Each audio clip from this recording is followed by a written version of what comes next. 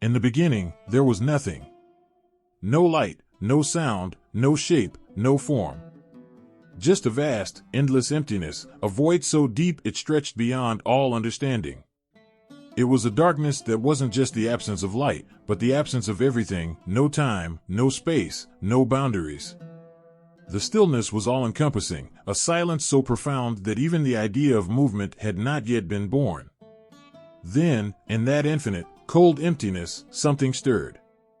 Not like a breeze or a tremor, for there was no air, no ground to shake, only the faintest hint of a presence. An awareness.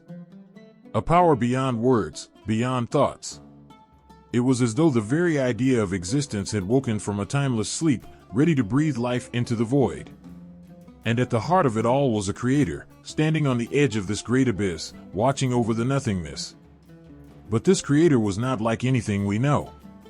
There were no hands to shape, no eyes to see, no voice to speak, yet every potential for creation, for being, for life, was held within. All possibilities rested within this silent force, a power that held the weight of universes waiting to be born. And then it began. With a single command, though no words were spoken, light burst forth. It wasn't like the light of the sun or a flame, but the very first light, pure and untamed, exploding into the empty darkness. It chased the shadows away, separating what had been endless from something that could now be understood. For the first time, there was contrast, there was light, and there was dark. One could now be told apart from the other.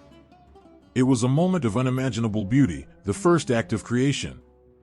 In an instant, where there had been only endless night, there now stood the first spark of something new. Light, not as we know it now, but the very essence of all light that would ever be. And this light wasn't just a physical brightness, it was a symbol, a declaration that the void was no longer the only reality. Creation had begun. But the Creator didn't stop there. The light had a purpose, a role to play in the great unfolding that was about to take place. Yet, the darkness too had its place. For even in the great story of existence, both light and dark were needed. One could not exist without the other. This first day was not just a division of time, but the setting of a stage. It was a cosmic rhythm being born, one that would carry the universe forward. And in this moment, the Creator looked at what had been made and saw that it was good. But good was not enough. There was more to come. Much more. With the light set apart, the Creator turned to the great expanse above and below, where waters swirled, vast and unshaped, and where the skies were still undefined. Another command, silent but filled with all authority, separated the waters. From the great swirling depths rose the skies above and the seas below, a firmament established to give structure to the chaos. No longer would the waters be an endless, aimless force. They had boundaries now. The heavens stood high, an endless canopy stretched over the new world, and beneath them, the waters churned and moved, but could no longer overrun their limits.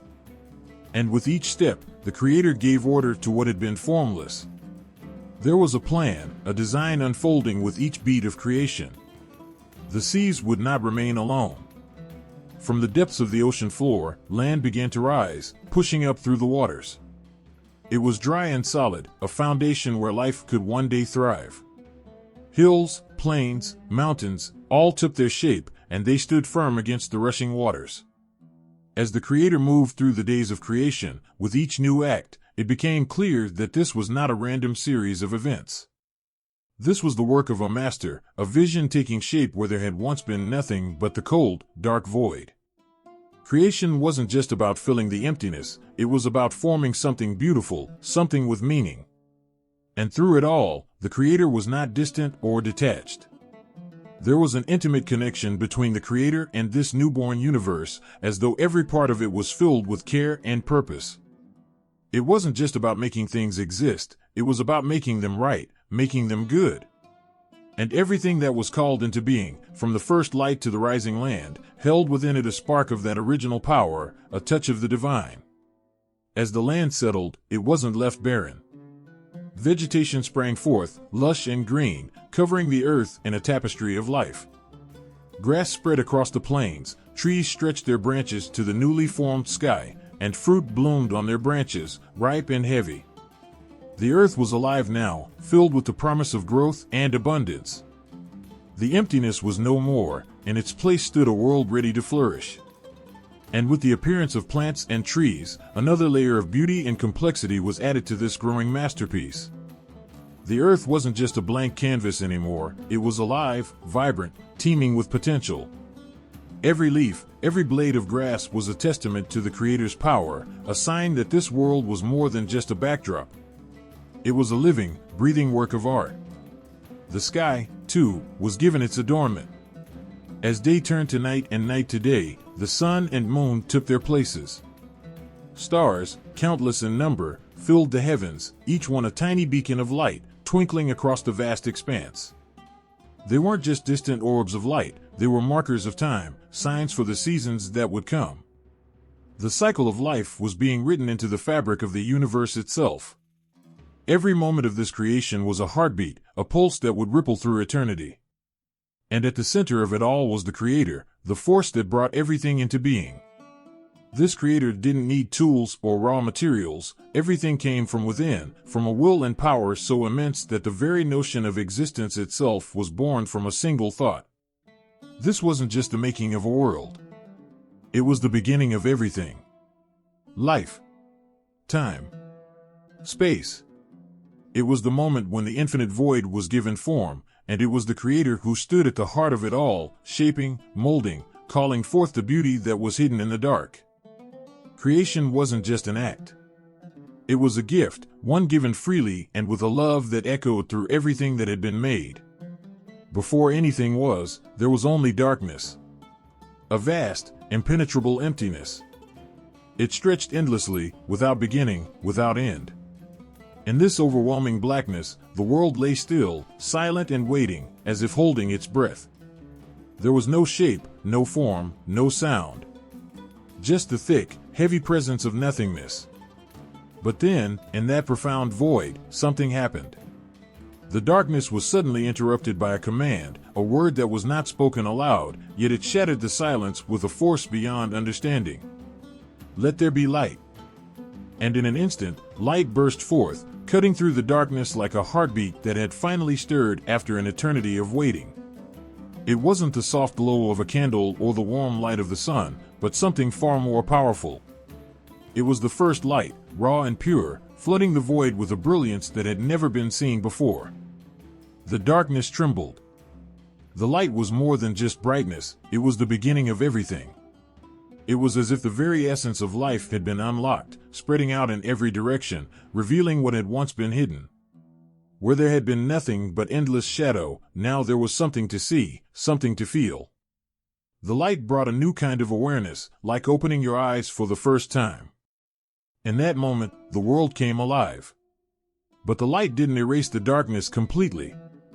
It stood apart from it, pulling back the curtain just enough to let both exist side by side.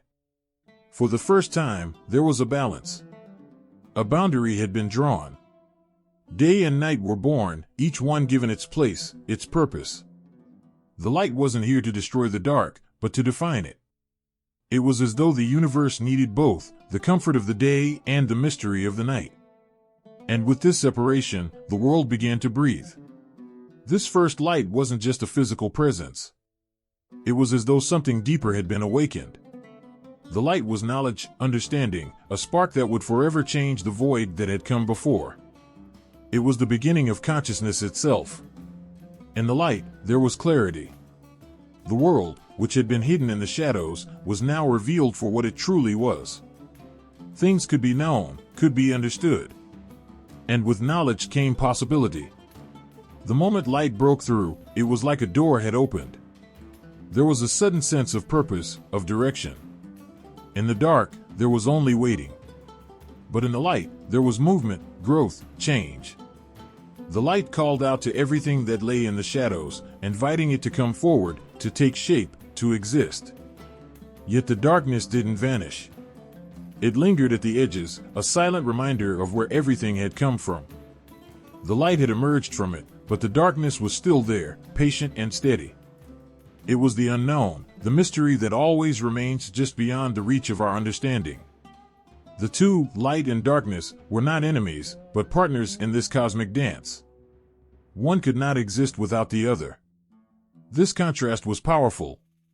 It was not just about light shining in the darkness, but about the balance that had now been established.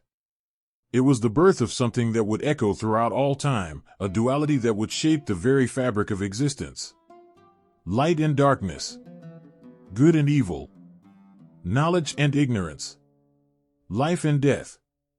These forces would forever define each other, forever stand in contrast, and forever remind us of the delicate balance that holds the universe together.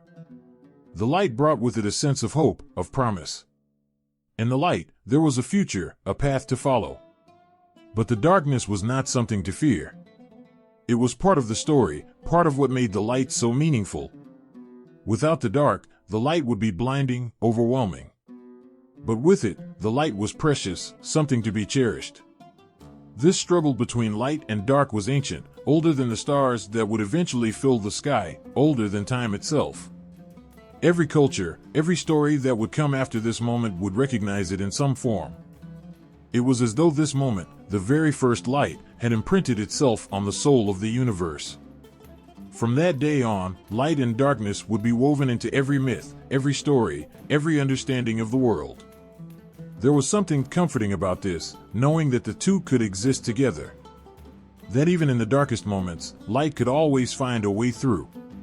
And that even in the brightest day, there would always be a place for rest, for quiet, for reflection. The world was not meant to be all light or all dark. It was meant to be both, in harmony. And as the light continued to shine, the world began to take shape around it. The formless void was no longer empty. It was filled with potential, with the promise of life, of creation. The light was not just the end of the darkness, it was the beginning of everything. Every tree that would grow, every star that would burn, every creature that would walk the earth would owe its existence to this moment, to the birth of light. The universe had awakened. And in that awakening, everything had changed. The light had brought with it a new understanding, a new way of being. It was more than just brightness, it was the very essence of existence itself. It was the force that would forever push back against the void, that would forever illuminate the shadows. But even as the light shone, the darkness waited patiently, never far away. It wasn't gone, wasn't defeated. It had simply stepped aside, allowing the light its moment, knowing that it would always have its place. Because without the darkness, there could be no light. And without the light, the darkness would remain empty, without meaning. In that first moment, the world learned that both were needed. Both were part of the story. And as the light bathed the world in its warmth, there was a sense of peace. A new beginning had arrived, and with it, a hope that would burn bright for all time. The world was still raw and wild, fresh from the touch of light breaking the endless darkness. But it wasn't finished yet. The waters were everywhere, a swirling, chaotic ocean with no boundaries. There was no land, no sky, just the restless movement of water in every direction, with nothing to hold it in place. It was a world still waiting to be shaped, still yearning for order. And then, something powerful happened. Once again, the Creator spoke, and this time, the command echoed through the waters themselves. It was not a quiet request, it was a command that surged with authority, rippling through the deep, changing everything it touched. Let there be a vault between the waters. And just like that, the waters obeyed. They shifted, separated, parting like a curtain being drawn aside. In that great act of separation, a space was born, vast and open, the sky stretching out above. It was as if the earth had taken its first breath, the weight of the waters lifted from its chest. Now, the sky hung above, an expanse of endless blue, and below, the waters settled into their new home. This was more than just the creation of the sky and the sea.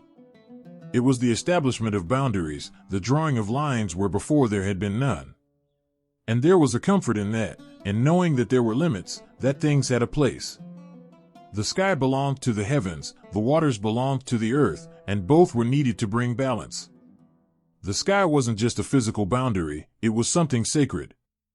It stood as a reminder of the space between the earthly and the divine, a bridge between the world below and the mysterious, unreachable heavens above. Every culture, every ancient people who looked up at the sky, felt the pull of something greater, something beyond their reach. They saw in that endless blue the home of the gods, the place where the divine watched over the world.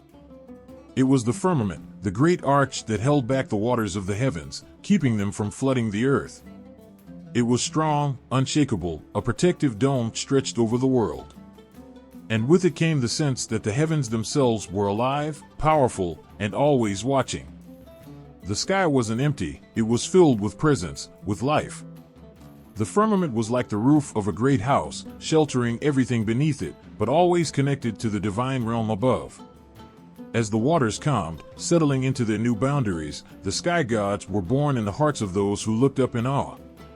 Across cultures, the idea of gods who ruled the skies took shape, their power linked to the vastness above, their presence felt in every storm, every gust of wind. People saw the sky as a symbol of divine authority, the space where the gods ruled over the earth with strength and wisdom. The sky gods were protectors, but they were also fierce. Thunder and lightning were their weapons, storms were their warnings, and rain was their gift. These gods, from the mighty Zeus to the stormy Thor, carried with them the weight of the heavens. Their voices echoed in the thunder, and their anger flashed across the sky in bolts of lightning. But when the storms passed, when the winds calmed and the skies cleared, the people knew they had been spared, blessed by the mercy of the gods who ruled above. But the sky wasn't just a place of wrath, it was also a symbol of hope. People lifted their eyes to the heavens in prayer, in longing, trusting that the gods above would hear them. The sky was the gateway to the divine, the place where the human world touched the realm of the sacred. It was where dreams were sent, where blessings came from. The rains that fell from the sky fed the earth, bringing life to the crops, filling the rivers, and sustaining the people. The sky was both powerful and gentle, distant yet always present. The act of separating the waters from the sky was more than just an act of creation, it was the birth of structure, of meaning. In drawing a line between the heavens and the earth, the Creator was establishing the first rule, the first boundary. The waters could not flood the earth because the firmament held them in place. The sky could not fall because it had been given its space, its domain. And in this separation, there was harmony. The people who lived under the sky understood this, even if they couldn't explain it in words. They felt it in their bones, in their hearts. The sky was not just an empty expanse, it was a living thing, filled with the presence of the divine. It was the source of life, the protector of the earth. And the waters below, though powerful, were now contained, held back by the sky that stretched above them like a shield. There was beauty in that balance, in knowing that the heavens and the waters had been given their place, their roles to play in the unfolding story of creation. The chaos that had once ruled the world had been tamed, and in its place was a peace that could be felt in every breeze and every ripple of the sea. The world was no longer wild and formless, it had been given shape, order, purpose. And as the sky stretched out in all its vastness, as the waters settled into their new homes, the world felt different. There was a calmness now, a stillness that hadn't been there before. The boundaries had been set, and with them came a sense of safety, of security. The heavens were above, the waters were below, and in between, life would soon begin to flourish. The sky was more than just a place, it was a symbol of everything that lay beyond human understanding, a reminder that there was something greater, something more powerful, always watching over the world. And in that watching, there was love, there was protection. The sky wasn't just a barrier, it was a promise, a sign that the Creator had set the world in motion and would never let it fall. The separation of the sky and waters was a gift of boundaries, of order, of life. And under that great expanse, under the firmament that held the waters in their place, the world waited, ready for what would come next. The chaos had been tamed, the heavens and the earth had been given their places, and soon, life would begin to fill the spaces between them. In that quiet moment, as the sky watched over the waters and the earth lay still beneath them, there was peace. The creation was not yet complete, but already it was beautiful. The world was still covered in water, an endless ocean stretching as far as could be seen. The sky hung above, a perfect dome of blue, and below it, the waters moved, deep and mysterious. But something more was waiting. The earth, the solid ground beneath the waves, was there, hidden, longing to rise up, to feel the warmth of the light that had only recently been born. And then, the voice of the Creator called out once again. This time, it was a command that shook the depths of the waters. Let the waters under the sky be gathered to one place, and let dry ground appear. As if by magic, the waters began to retreat, pulling back, parting, obeying the command. Slowly, from beneath the waves, the earth began to emerge. It was not a sudden burst of land, but a gentle, powerful rising. Mountains pushed their peaks through the surface, valleys stretched their arms wide, and plains unfolded like a great canvas waiting to be filled. It was the first glimpse of solid ground, something real to stand on, something firm. The seas were gathered into their places, their boundaries marked by the edge of the land. No longer did they cover everything, no longer were they master over the world. They had been given their place, their own home to rest in, and the earth had been given its freedom. It was a breathtaking sight, the birth of land, the foundation for everything that was to come. But the land was not meant to be empty. It was not created just to exist as bare rock and dust. There was something more, something deeper that the Creator had in mind. The earth was to be alive, to grow, to be filled with beauty. And so, the next command was spoken, and in that moment, the miracle of life began. Let the land produce vegetation. From the bare soil, the first shoots of green began to push their way up, breaking through the surface. Tiny blades of grass, delicate and trembling, stretched toward the light. Trees, mighty and strong, unfurled their branches, reaching upward as if they had been waiting for this moment for eternity. Flowers bloomed in a riot of color, their petals unfurling like soft whispers of life. It was as if the earth itself had taken its first breath, and with that breath, life had poured out in every direction. The once barren ground was now a tapestry of green, a living, breathing world of plants and trees. Each leaf, each flower, each branch held the promise of something more. It wasn't just life for the sake of life, it was life with purpose, with meaning. The plants were not merely decoration. They were the first sign of the earth's fertility, a gift from the Creator to sustain what would come next. Each tree bore fruit, ripe and heavy, a symbol of abundance. The seeds within them carried the promise of new life, of growth that would continue on, a cycle that would never end. From the smallest blade of grass to the tallest tree, the earth was now a place of thriving, of endless potential. This moment, the birth of vegetation, was a sacred one. Throughout history, the act of planting, of growing, has been tied to the deepest parts of human existence. Fertility myths have always centered on the idea of the land bringing forth life, of the earth being a mother, nurturing everything that grows from her soil. The emergence of plants from the ground is a symbol of hope, of new beginnings, of the never-ending cycle of life and death, and life again. In ancient stories, the earth is often seen as a goddess, the mother of all life, her body the soil that gives birth to everything that grows. In those myths, every seed that is planted in the earth is a symbol of trust, a belief that life will continue, that the land will provide. The earth is alive, and her gift to the world is the food, the shelter, the beauty that plants offer. The growth of plants also carried with it a powerful message of renewal. Each season, the earth would rest, and then, like magic, life would return. This rhythm, this pattern of death and rebirth, became a symbol of something far greater. It showed that even in the darkest times, even when the ground seemed barren and lifeless, there was always the promise of new life. The green would return. The flowers would bloom again. There was always hope. In every ancient culture, plants have been seen as more than just living things. They have been symbols of the soul, of the spirit's own journey. The roots of trees, buried deep in the earth, speak of grounding, of connection to something greater. The branches that stretch toward the sky symbolize the soul's longing for the divine, the eternal reaching for something beyond. As the earth was filled with plants, the world began to feel whole. The once empty land was now alive, covered in a blanket of green, buzzing with the energy of life. The trees stood tall, guardians of the new world, their leaves whispering in the wind. The flowers danced in the light, bright and full of color, their beauty a promise of all the wonder that was yet to come.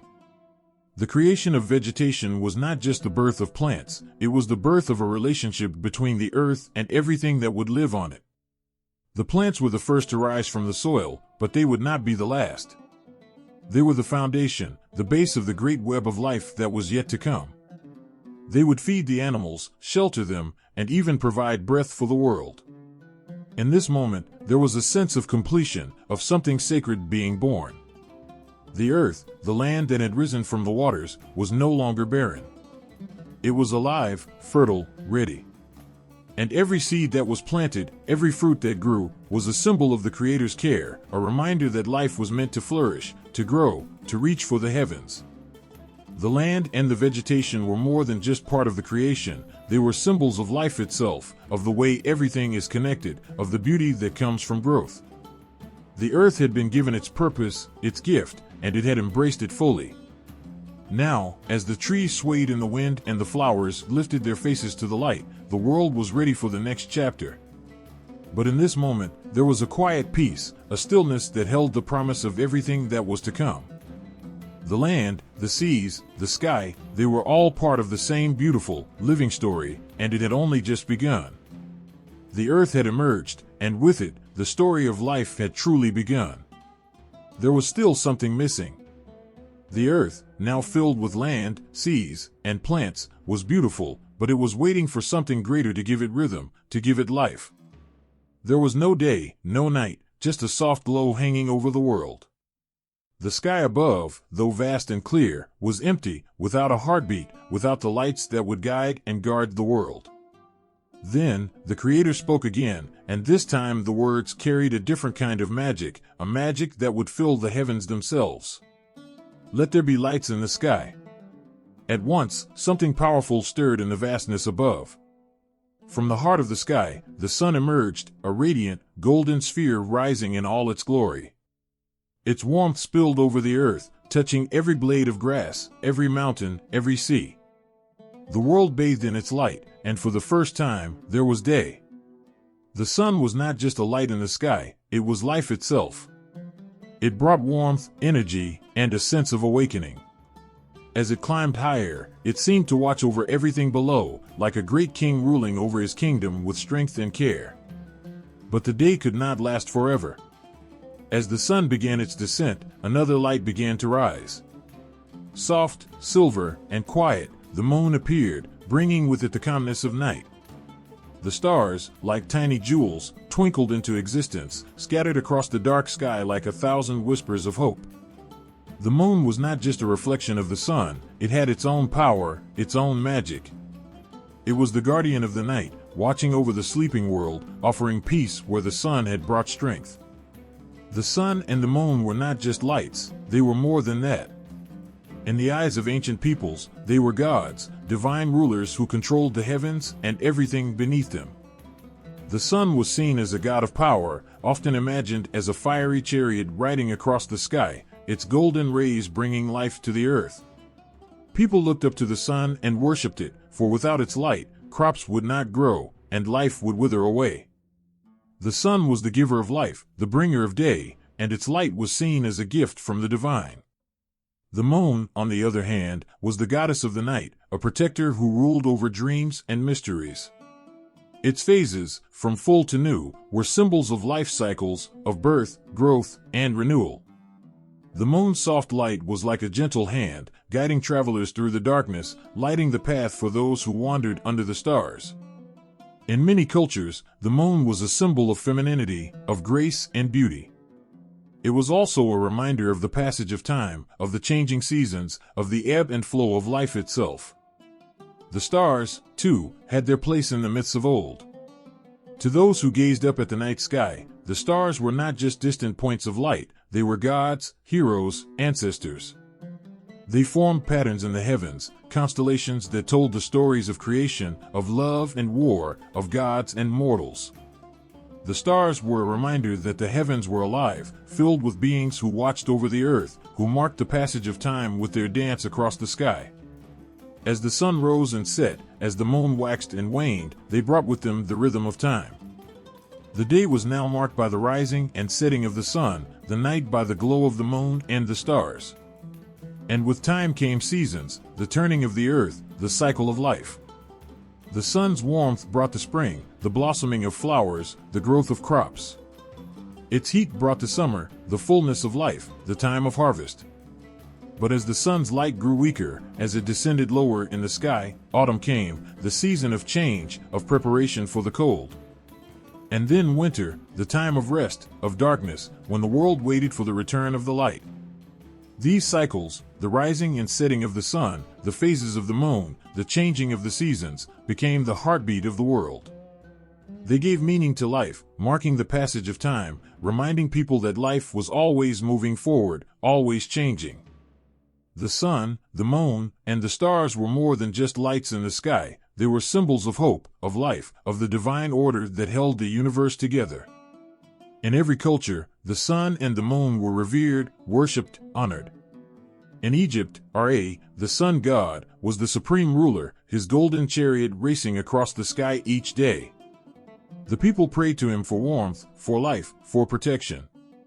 In Greece, Helios, the sun god, was imagined driving his fiery horses across the heavens, his light a symbol of strength and power.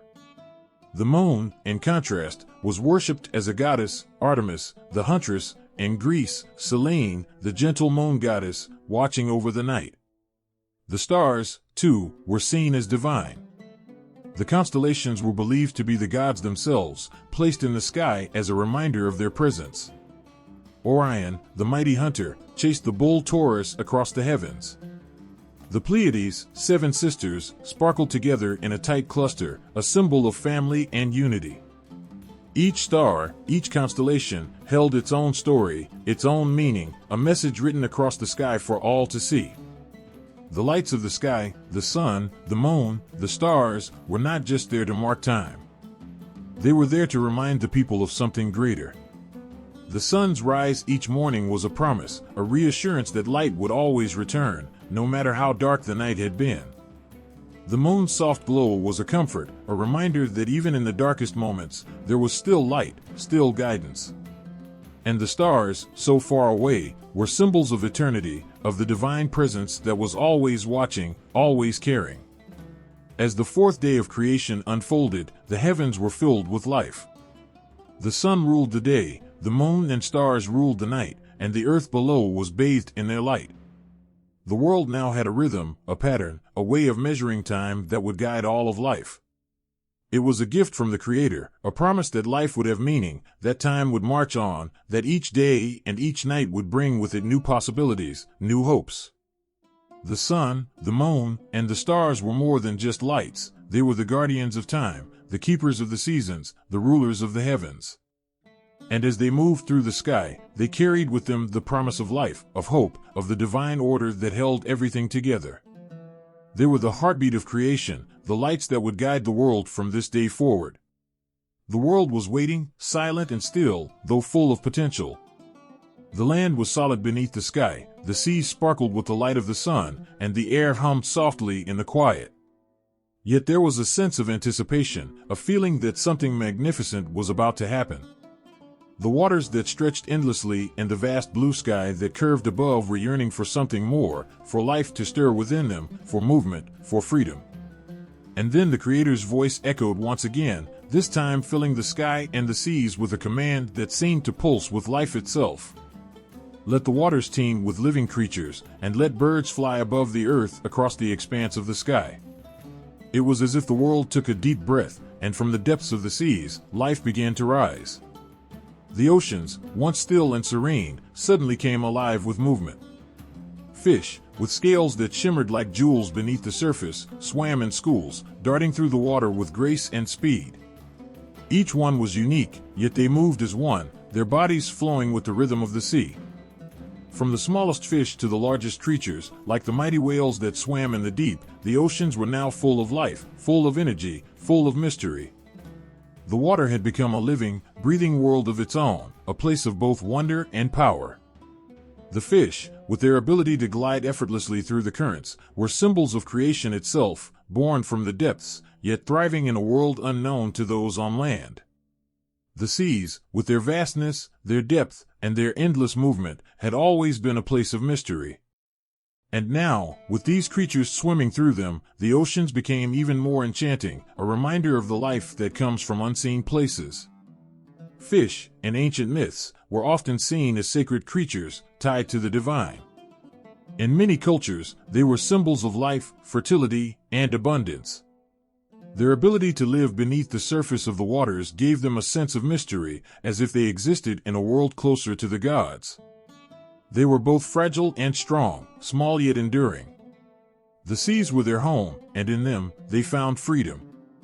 The fish that filled the oceans were a reminder that life can thrive in even the most hidden, most secret places. But the Creator's command did not end with the waters. From the sky came the sound of wings beating against the air. Birds, in every shape and color, filled the heavens, soaring high above the land and sea. They swooped and dived, their wings catching the breeze as they rode the currents of the wind. The sky, once empty, was now a canvas painted with feathers, with the graceful arcs of wings, with the sound of life taking flight. There was something breathtaking about the sight of birds in flight, their freedom, their beauty, the way they seemed to dance with the air itself. The skies were no longer a void, no longer a place of silence. They were alive with song, with movement, with the joy of creatures who were born to fly. Each bird, from the tiniest sparrow to the majestic eagle, carried with it a sense of freedom that was unmatched. To fly was to be untethered, to be free from the limits of the earth below. In ancient myths, birds were often seen as messengers of the gods, beings that could travel between the heavens and the earth. Their ability to fly was a symbol of transcendence, of reaching beyond the limits of the physical world. They were seen as symbols of the soul, of the spirit's journey toward the divine. In many cultures, birds represented freedom, not just in the physical sense, but in a spiritual one as well, the freedom to rise above, to see the world from a higher perspective. The creation of fish and birds on this fifth day brought balance to the elements. The waters below and the skies above were now filled with life, both reflecting the power and beauty of creation in their own unique ways. Water and air, two forces that are so essential to life, now had living beings that embodied their essence. The fish, with their ability to navigate the depths of the sea, and the birds, soaring through the endless sky, were symbols of life's connection to these elements, a reminder that both water and air are life-giving forces. The fish and birds, though so different, were connected in their freedom. The fish moved effortlessly through the waters, their bodies perfectly suited for the world beneath the surface. The birds, with their wings spread wide, were creatures of the sky, made for flight, for soaring above the earth. Yet both were creatures of movement, of grace, of life lived without bounds. There was something sacred in this balance. The oceans, with their vast, hidden depths, and the skies, with their endless expanse, were now places of wonder, filled with the creatures that made them whole. The fish and the birds were more than just part of creation, they were symbols of the freedom that life itself holds. To live is to move, to breathe, to exist in harmony with the elements that surround us. The water and the air, though unseen and often taken for granted, are the very things that sustain life. And now, with the creation of these creatures, that truth was written across the world in a new and beautiful way. As the fish swam in the depths and the birds soared through the skies, the world felt more alive than ever. The waters, once silent, now teemed with life, each ripple in the ocean a testament to the creatures that thrived within. The sky, once empty, was now filled with wings, with the sound of birds calling out to one another, their songs carried on the wind. The earth, though still waiting for what was to come, was no longer alone. The seas and the skies were alive, filled with creatures that embodied the beauty and mystery of life itself. In this moment, the world felt complete, yet it was only beginning. The oceans and the skies were no longer empty, they were now places of wonder, of life, of freedom. The fish and the birds, each in their own way, reminded the world of the power of creation, of the beauty that comes from life's ability to thrive in even the most unexpected places. The earth watched in awe as the fish swam through the waters and the birds soared through the sky. The world was now alive with movement, with freedom, with the joy of creatures who were made to live, to explore, to experience the beauty of the world around them. The fish and the birds were more than just creations, they were symbols of life's endless potential, of the balance between the elements, and of the freedom that comes with being fully alive. The world was nearly complete, but something was still missing. The sky, filled with birds, and the oceans, teeming with life, were full of wonder, but the land lay still, waiting for the next act of creation. The earth, rich with soil, stretched out beneath the sun and moaned, patient, as if holding its breath for the moment when it, too, would be filled with life. And then the voice of the Creator rang out again, powerful and full of purpose. "Let the earth bring forth living creatures." In an instant, the stillness was broken. The earth trembled softly, and from the dust, the first animals began to take shape. Each one was unique, formed with the care and intention of the Creator's hand. The creatures rose from the ground, stretching their limbs, their eyes blinking at the sunlight for the first time. Lions, with their golden manes and powerful bodies, strode across the plains with a quiet majesty. Elephants, with their great, gentle strength, moved slowly, each step like a drumbeat against the earth. Horses, graceful and swift, galloped across the land, their hooves pounding in rhythm with their wild hearts. And so it was that the beasts of the land were born. Each one carried with it a sense of purpose, a reflection of the world they would now inhabit. Some were fierce and strong, protectors of the wild places. Others were gentle, nurturing life wherever they walked.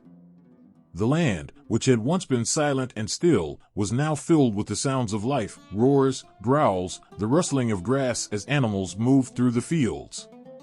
In ancient myths, animals were often seen as sacred, as creatures tied to the very essence of the world. They were more than just beasts, they were symbols of the forces that shaped the earth itself. The lion, with its fearless roar, was a symbol of power and kingship, often seen as the guardian of the divine. The snake, silent and slithering through the grass, carried with it the mystery of life and death, a creature both feared and revered. The eagle, soaring high above, was a symbol of vision, of reaching toward the heavens, carrying the messages of the gods on its wings. But the creation was not yet finished. The animals were magnificent, each a reflection of the Creator's imagination, but the world still felt incomplete. There was one more act of creation, one that would change everything. And then came the words that would breathe life into something entirely new. "Let us make humanity in our image, after our likeness." From the dust of the earth, a new being began to take shape. It was not like the animals, though it shared the same earth beneath its feet, the same breath of life. This being stood tall, its eyes bright with the reflection of the Creator's own light. It was the culmination of everything that had been created, the final piece of the puzzle. And yet, it was different from all that had come before. This was not just a creature of the earth, this was something sacred, something divine. Humanity was born. The Creator looked upon this new being with love and pride, for in this creature, the image of the divine had been placed. To be made in the image of God was not just to exist, but to reflect something of the Creator's own nature. Humanity was given the power to think, to feel, to love, to create. Unlike the animals, who followed the instincts of nature, humans were given the ability to choose, to seek meaning, to connect with the divine in a way that no other creature could. In the eyes of ancient peoples, this concept of being made in the image of the divine was a powerful one. It meant that humans were more than just flesh and bone, they carried within them the spark of something greater, something eternal. They were part of the earth, made from its dust, but they were also part of the heavens, touched by the hand of the Creator. This dual nature, of earth and of spirit, was what set humanity apart from all other creatures. As humans opened their eyes for the first time, they gazed upon the world around them with wonder. The sun warmed their skin, the wind brushed gently against their faces, and the sound of animals moving through the grass filled their ears. But there was something more. They felt a connection to the world, a sense of responsibility, as if the earth itself had been entrusted to them. The animals roamed freely, but the humans knew, deep in their hearts, that they had been given a special role. They were caretakers of the world, protectors of the creation that had been so carefully crafted. In many myths, humanity's role as the caretakers of creation was seen as both a blessing and a great responsibility. To be made in the image of the divine meant that humans were not just part of the natural world, they were its stewards. The earth, the animals, the plants, all of it had been placed in their hands. It was a role that carried with it the weight of love, the weight of nurturing, and the weight of guiding the world toward its fullest potential. Yet, with this gift of life, of being made in the image of the divine, came something even more profound, the gift of free will. Humanity was not bound by instinct alone, like the animals of the earth. They could choose their own path, they could shape their own destiny. They had the power to create, to imagine, to dream. But with this freedom also came the potential for great mistakes, for choices that could lead away from the harmony of creation. As the first humans stood upon the earth, they were filled with awe at the beauty of the world around them. They were connected to the land, to the animals, to the sky above, and yet they knew they were different. They were part of creation, but they were also creators themselves, capable of shaping the world in their own image, just as they had been shaped in the image of the divine. The animals roamed the earth, each one a reflection of the Creator's power and creativity, but humanity held within it something more. Humans were not just creatures of the earth, they were creatures of spirit, of thought, of love. They were a reflection of the Creator's own heart, placed upon the earth to bring life, to bring care, to bring meaning to all that had been made. The world was now complete. The sky, the sea, the land, and the creatures that moved through them were alive with beauty and purpose. But it was humanity, standing at the center of it all, that would carry the responsibility of that creation forward. Made in the image of the Creator, humanity held within it the power to love, to nurture, to create, and to protect the world that had been entrusted to them. And so, on the sixth day, with the creation of the animals and the birth of humanity, the earth became a place of wonder, a place of balance, a place where the divine and the natural world could exist together, each one reflecting the beauty of the other. As the sun began its slow descent, painting the sky with hues of gold and crimson, a profound hush fell over the world. The land, the seas, the sky, and the creatures that moved through them had been created, each in its own time and place. The world was full of life, rhythm, and beauty, yet something vital remained to be completed. The Creator, who had brought all things into existence, paused to look upon the creation with deep satisfaction. On the seventh day, a momentous stillness settled over the cosmos. The heavens were clear, the earth was lush and vibrant, and the oceans were calm. The Creator, who had worked so diligently to bring everything into being, chose to rest. But this rest was not mere relaxation, it was a sacred pause, a deep and profound moment that marked the end of creation and the beginning of something new. The idea of divine rest is more than just the cessation of work. It is a powerful symbol, woven into the very fabric of the universe. When the Creator rested, it was not simply about taking a break. It was about bringing everything into harmony, about completing a grand and intricate plan. This rest was a return to a state of primordial unity, a moment when time itself seemed to hold its breath and the world was seen as it was meant to be, whole and complete. The seventh day was set apart, not just as the end of a process, but as the beginning of a new kind of existence. It was a day that stood outside the normal flow of time, a sacred interval that linked the divine to the mundane. This day was marked by a different kind of rhythm, one that spoke of peace, wholeness, and balance. It was a day when the Creator took a moment to step back and savor the beauty of what had been made, to appreciate the intricate dance of light and shadow, of land and sea, of creature and creator. In many myths and religious traditions, this divine rest is deeply significant. It is often linked to cosmic cycles and sacred time. The idea is that time itself is divided into rhythms and patterns that mirror the divine order. Just as the Creator rested, so too do the cycles of nature reflect this pattern of rest and renewal. The seasons change, day turns to night, and the world moves through a cycle that echoes the divine rest. This rhythm is a reminder that creation is not just a one-time event but an ongoing process, one that is deeply connected to the cosmic order. The concept of the Sabbath, or a day of rest, is rooted in this divine pause. It is a time set aside to return to a state of unity, to reconnect with the divine presence that created the world. In many traditions, the Sabbath is a day of reflection, of peace, and of spiritual renewal. It is a day to step away from the busyness of daily life and to find a moment of stillness, to appreciate the beauty of creation and to reconnect with its sacred origins. On the seventh day, the world was not just resting, it was celebrating its completion. The animals roamed freely, the plants flourished, and the heavens shone with the light of stars. Everything was as it should be, and this perfection was a cause for celebration. The divine rest was a moment of profound gratitude and joy, a recognition of the beauty and harmony that had been achieved. The seventh day was a promise, a reminder of the divine plan that had been set in motion. It was a call to remember that creation is not just a physical act, but a spiritual one, a continuous unfolding of the divine will. By resting on this day, the Creator was inviting all of creation to join in this sacred pause, to experience the peace and unity that comes from being part of something greater than oneself. In the grand tapestry of creation, the seventh day was the final, essential thread. It completed the cycle of creation, bringing everything into harmony and balance. It was a day that linked the divine with the earthly, the sacred with the ordinary. It was a day to remember that everything in the world is part of a greater plan, one that is infused with love, purpose, and beauty. As the sun set on this seventh day, the world was wrapped in a quiet, serene glow. The creatures of the land and sea settled into their places, the stars began to twinkle in the vast sky, and the earth breathed deeply in its newfound tranquility. This was a moment of profound peace, a time when the entire universe seemed to pause and reflect on the wonder of creation.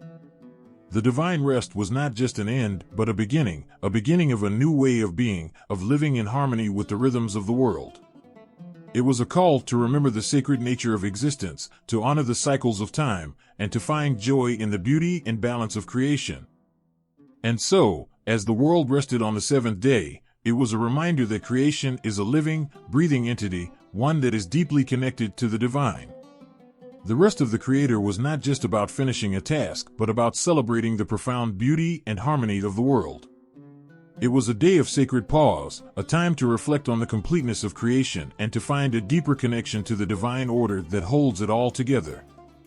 In the midst of creation's splendor, there was a place so perfect, so serene, that it seemed like a dream. It was called the Garden of Eden, and it was unlike any other place. Here, the land was lush and vibrant, every leaf glistened with dew, and flowers bloomed with colors so vivid they seemed to sing with life. The air was always gentle, carrying the sweet fragrance of blossoms and the soft rustling of leaves. This garden was not just a part of the world, it was a sanctuary, a paradise where everything existed in perfect harmony. Eden was more than just a beautiful place, it was a symbol of the ideal. It represented the purest form of existence, a world untouched by hardship or sorrow. The creatures of Eden moved about freely, and every living thing thrived in its natural state.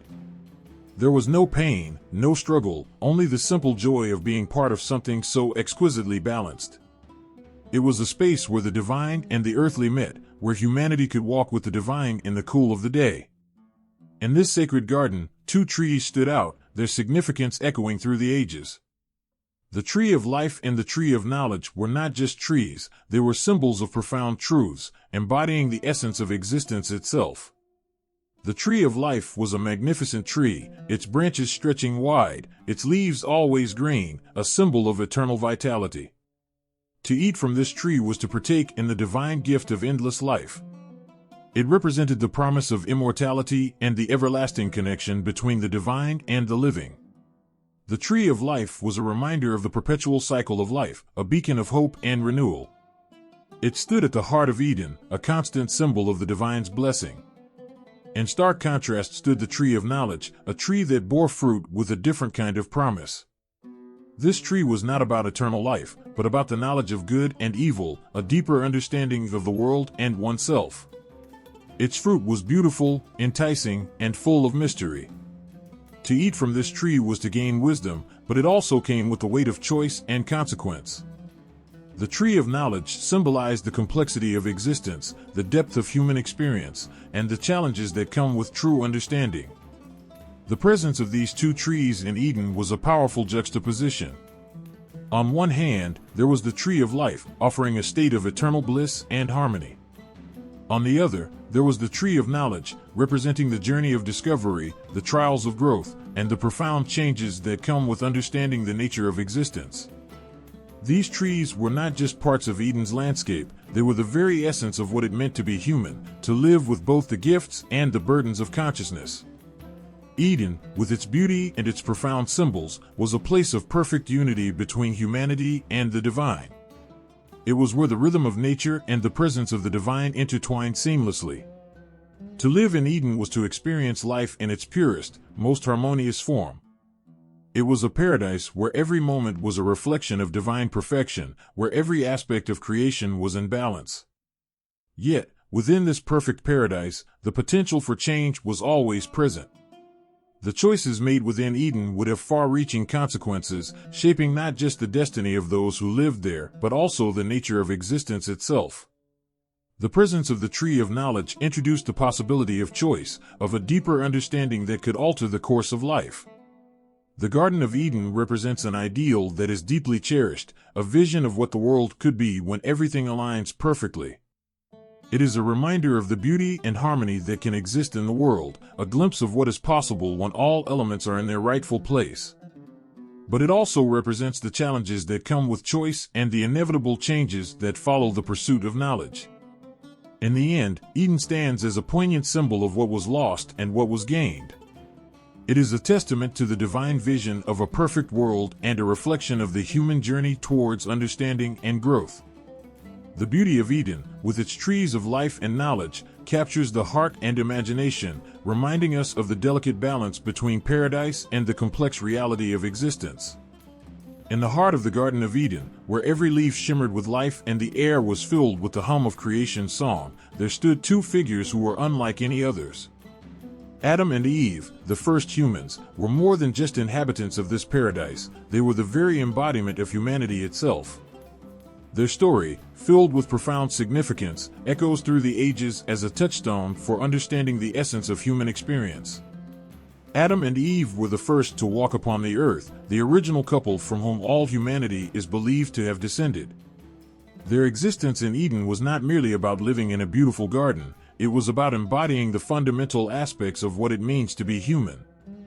They were not just the first, they were the archetypes, the symbols of all humanity, representing the beginning of our shared story. Adam, created from the dust of the ground, was the first man, and his creation was an act of divine intention. He was made to cultivate and care for the garden, to name the animals, and to live in harmony with the world around him. As the first human, Adam represented the archetype of the male figure in mythology, someone tasked with stewardship, responsibility, and the quest for understanding. His existence was a symbol of strength and purpose, a reflection of the divine plan for humanity to live in balance with the earth. Eve, created from Adam's rib, was the first woman. Her creation was not just a continuation but a completion of the divine plan. She was designed to be a companion to Adam, a partner in both life and labor. Eve represented the archetype of the female figure, embodying qualities of nurture, wisdom, and unity. Her presence in Eden was not just about filling a role, but about complementing and completing the human experience. She was a symbol of connection and harmony, reflecting the divine intention for human relationships to be deeply intertwined. Together, Adam and Eve were the perfect embodiment of the male and female principles that appear in many myths and stories. They were the first to experience love, companionship, and the challenges of choice. Their story is not just about their own experiences, but about the universal journey of all human beings. They faced trials, made choices, and experienced the full range of human emotions: joy, wonder, temptation, and sorrow. The roles of Adam and Eve as male and female archetypes have deep mythological significance.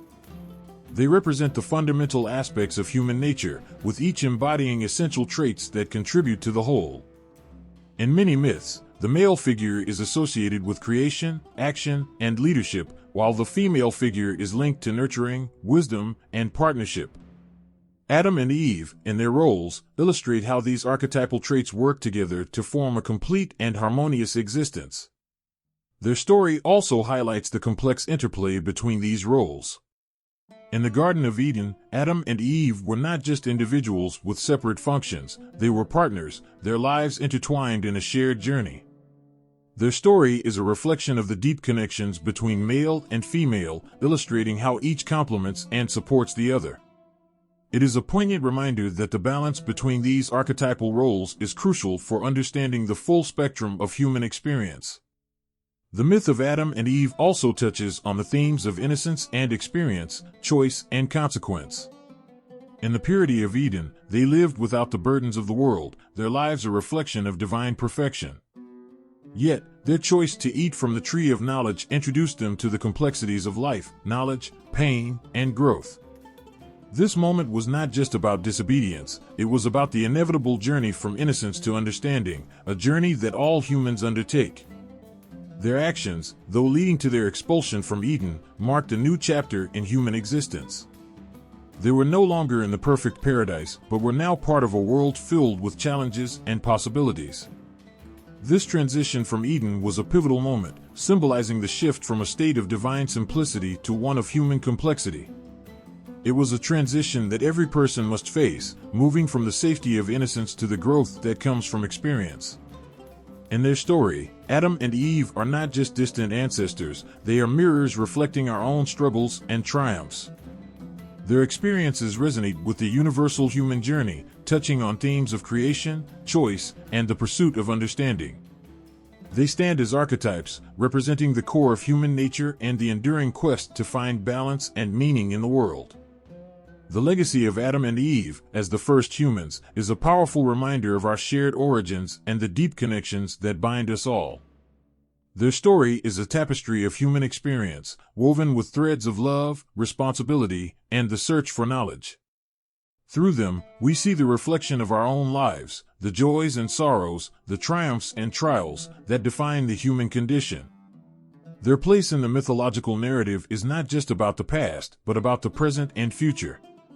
The archetypes of Adam and Eve continue to influence our understanding of gender roles, relationships, and the journey of humanity. They remind us of the profound connections between all people and the timeless truths that shape our existence. In the heart of the Garden of Eden, amidst the tranquility and divine harmony, there slithered a figure both fascinating and ominous, the serpent. This creature, often depicted as sleek and cunning, played a role that went beyond mere animal presence.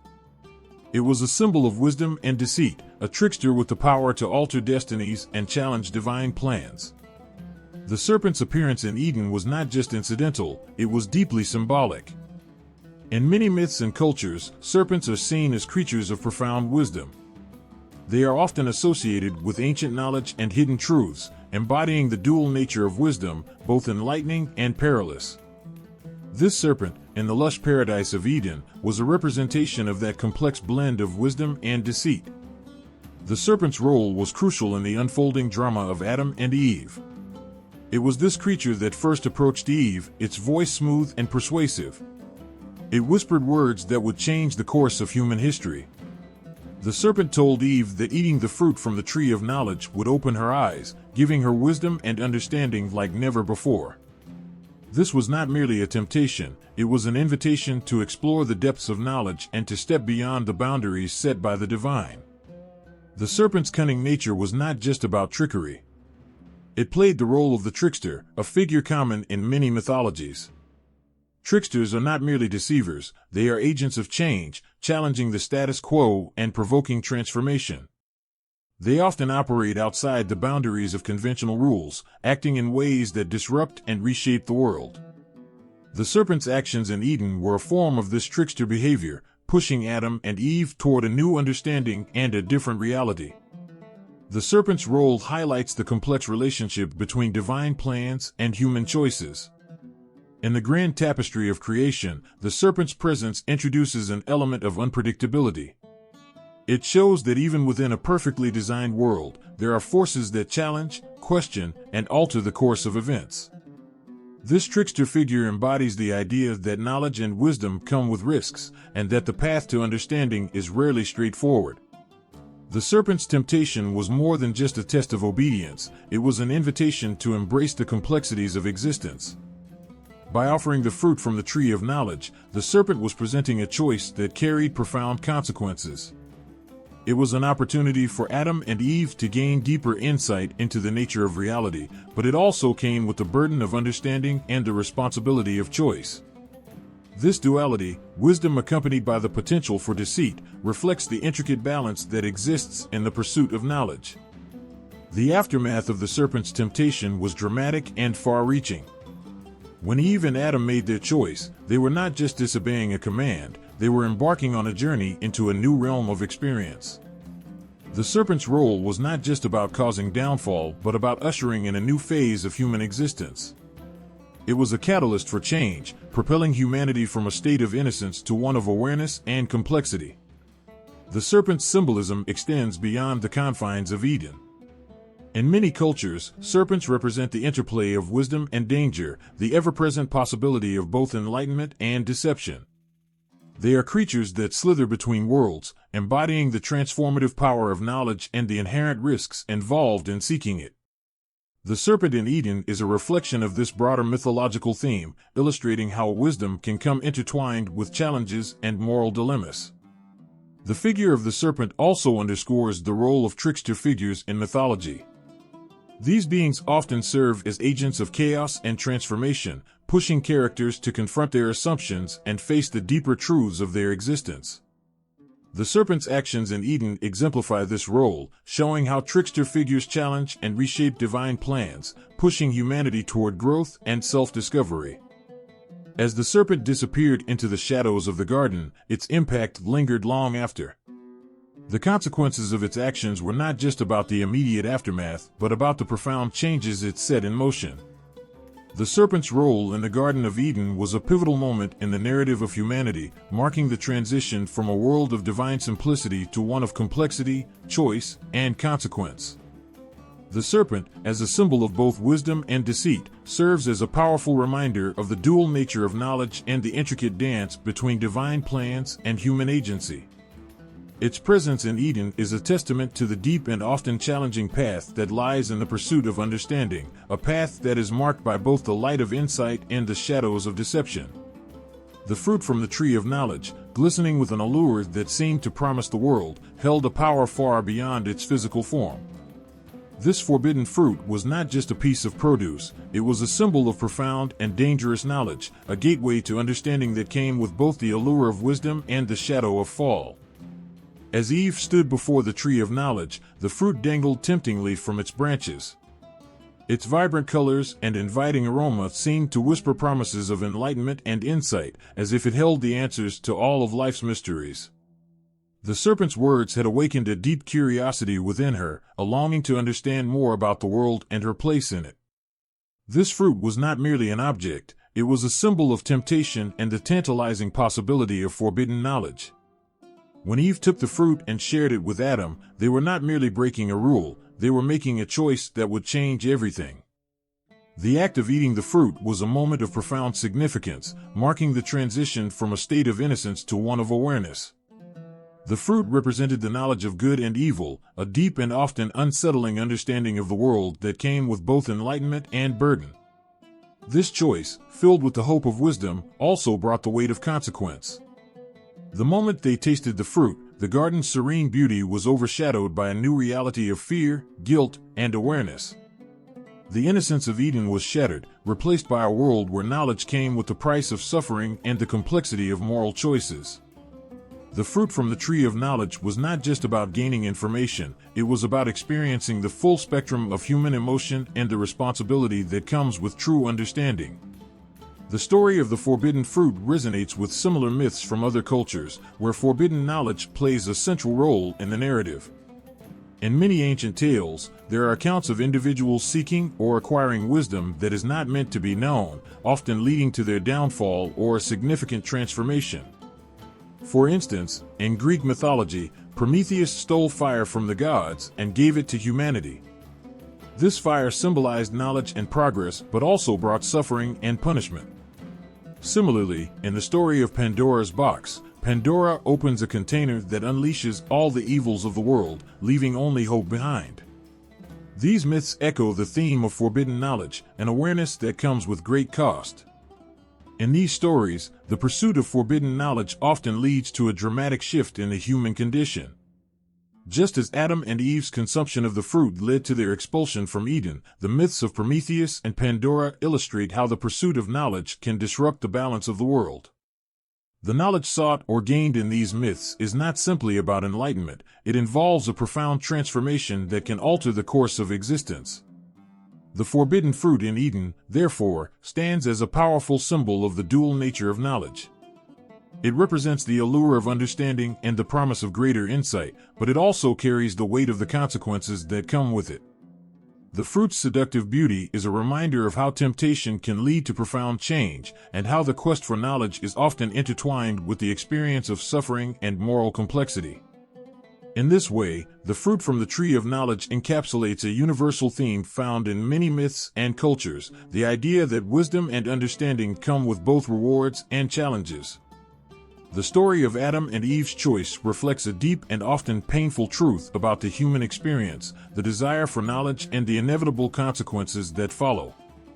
As Eve and Adam faced the new reality brought on by their decision, they were not just experiencing the fallout of their actions, they were entering a new phase of existence. The knowledge they gained was both a gift and a burden, shaping their lives in ways they could not have anticipated. The fruit from the tree of knowledge was not merely a physical object, but a profound symbol of the journey from innocence to experience, from simplicity to complexity. The story of the forbidden fruit remains a powerful and evocative tale, illustrating the deep and often challenging relationship between knowledge, temptation, and consequence.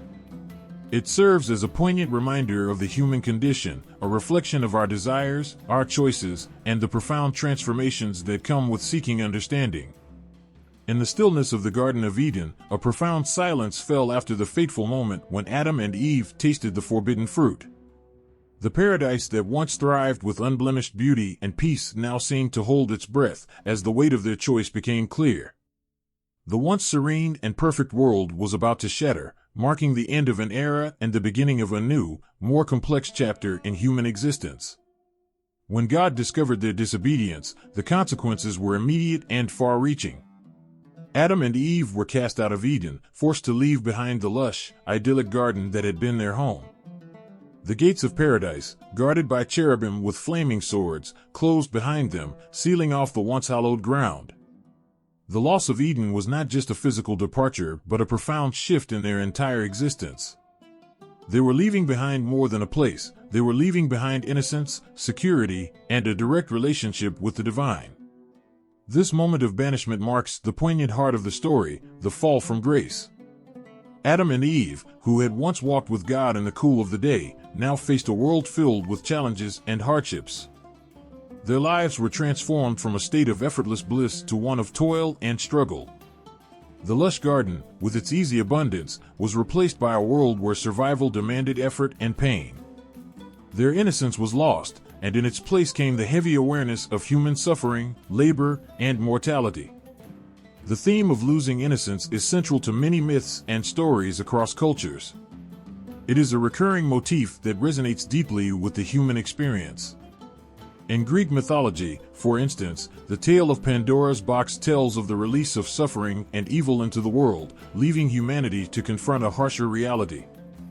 Similarly, in the Epic of Gilgamesh, the hero's quest for immortality reflects the human struggle with the inevitability of death and the loss of unblemished existence. In each of these stories, the loss of innocence brings about a profound shift. For Adam and Eve, this loss was stark and immediate.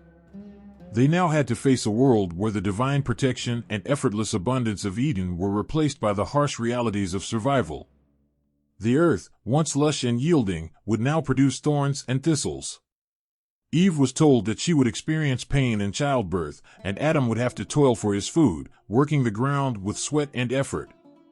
This fall from grace represents more than just a change in circumstances, it signifies a fundamental transformation in the human condition. The comfort of Eden was replaced by a world where every day brought new struggles and challenges.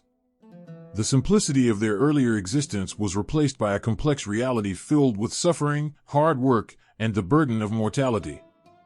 This transition from a state of divine favor to one of human struggle is a poignant reflection of the broader human experience. The banishment from Eden also highlights the mythic parallels to human suffering.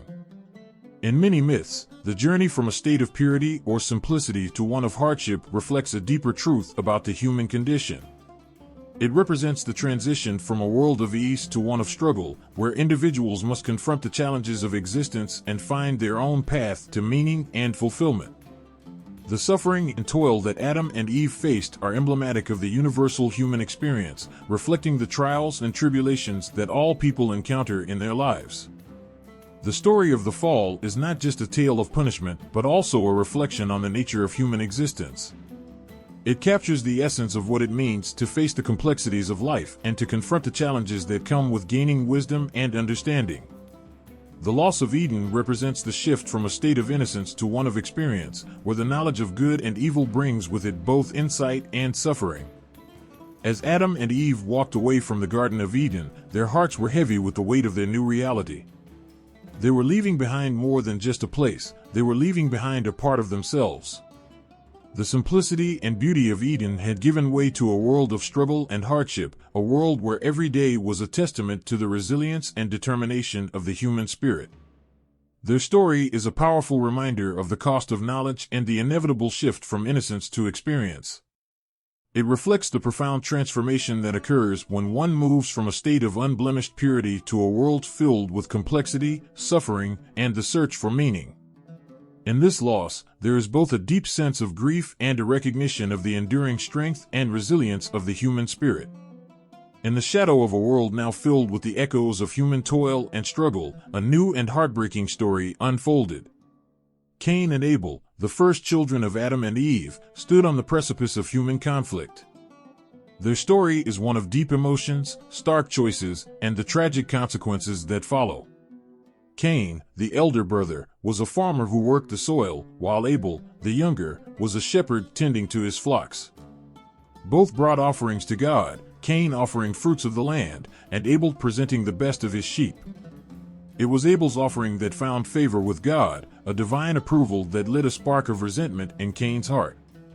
The disparity between the two offerings created a chasm of jealousy and anger, turning brotherly love into a bitter rivalry. This sibling rivalry, a theme found in many myths across cultures, was not merely about preference or choice. It was a profound conflict rooted in feelings of inadequacy and perceived injustice. Cain's heart, already heavy with envy, could not bear the weight of his brother's favor. His frustration and anger festered, leading him to commit the first murder, a heinous act that forever marked the human story with blood and betrayal.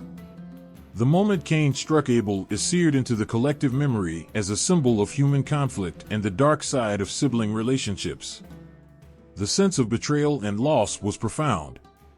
Abel's death was not just a personal tragedy for Cain, it was a monumental shift in the human experience, a deep and painful reminder of how easily love can turn to hatred and how the human heart can be consumed by jealousy.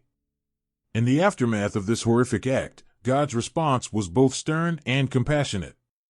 Cain was punished with a life of wandering, marked with a protective sign to prevent others from killing him. This mark of Cain symbolizes the isolation and internal turmoil that come with guilt and the consequences of one's actions. Cain's wandering was a reflection of his inner turmoil, a life lived on the run from both the world and himself. This mythic theme of sibling rivalry and sacrifice echoes through many other stories from different cultures. Take the Roman myth of Romulus and Remus, the twin brothers who were said to have been raised by a she-wolf. Their story, like that of Cain and Abel, is marked by deep familial conflict. Romulus, in a tragic turn of events, killed his brother Remus in a dispute over the founding of Rome. This fratricide mirrors the intense emotions and destructive consequences seen in the tale of Cain and Abel, illustrating how sibling rivalry can lead to devastating outcomes. Similarly, the myth of the Japanese gods Izanagi and Izanami tells of a cosmic conflict that began with sibling rivalry and ended in tragedy. Izanagi's descent into the underworld to retrieve Izanami after her death led to further strife and sorrow, showing how deep-seated familial conflict can ripple through myth and reality, causing profound and lasting effects. These stories, including the tragic tale of Cain and Abel, resonate because they tap into fundamental human experiences, rivalry, jealousy, and the consequences of our actions. They explore the darker aspects of human nature and the destructive power of envy and anger. They also reveal how deeply personal conflicts can have far-reaching effects, shaping not just individual lives, but entire cultures and societies. The story of Cain and Abel, with its themes of sacrifice, divine favor, and the tragic outcomes of rivalry, serves as a stark reminder of the complexities of human relationships. It highlights the capacity for both love and hatred that exists within the human heart and the profound impact that our choices can have on ourselves and others. The emotional weight of Cain's actions, the loss of Abel, and the ensuing punishment are etched into the fabric of human myth, serving as a timeless reflection on the nature of conflict, morality, and the search for redemption. In the wake of Abel's tragic death and Cain's subsequent punishment, the world began to change. Cain's descendants, bearing the weight of his legacy, started to shape a new chapter in human history. The rise of civilization, marked by the construction of the first cities, was also intertwined with a deep sense of moral decay, a theme that echoes through myth and history alike. Cain, cursed to wander the earth, eventually settled in a land he named Nod. There, his family grew, and the seeds of civilization were planted. Cain's lineage became known for the establishment of early cities, a symbol of human progress and achievement. Yet, alongside these advancements came a darker undercurrent of moral decline, reflecting the complexities and contradictions of human development. One of the most striking figures in this narrative is Lamech, a descendant of Cain. Lamech's story stands as a stark example of how the rise of civilization can come with a deepening sense of corruption. Lamech, who was both a warrior and a poet, uttered a lament that encapsulated the moral decay within his lineage. His words, recorded in the Bible, reveal a man who embraced violence and vengeance. He declared that he had killed a man for wounding him and a young man for injuring him. This proclamation of violent retribution marked a significant departure from the earlier, more innocent days of humanity. Lamech's declaration was not just about personal vengeance, it symbolized a broader societal shift. As cities grew and civilization advanced, so did the complexity of human behavior and morality. The early cities, with their innovations and progress, also became centers of moral ambiguity and ethical challenges.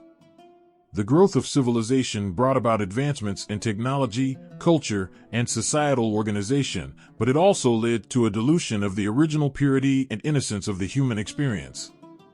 The story of Lamech and the rise of cities reflects a recurring mythological theme, the tension between human progress and moral integrity. In many myths, the development of civilization is accompanied by stories of corruption and moral decline.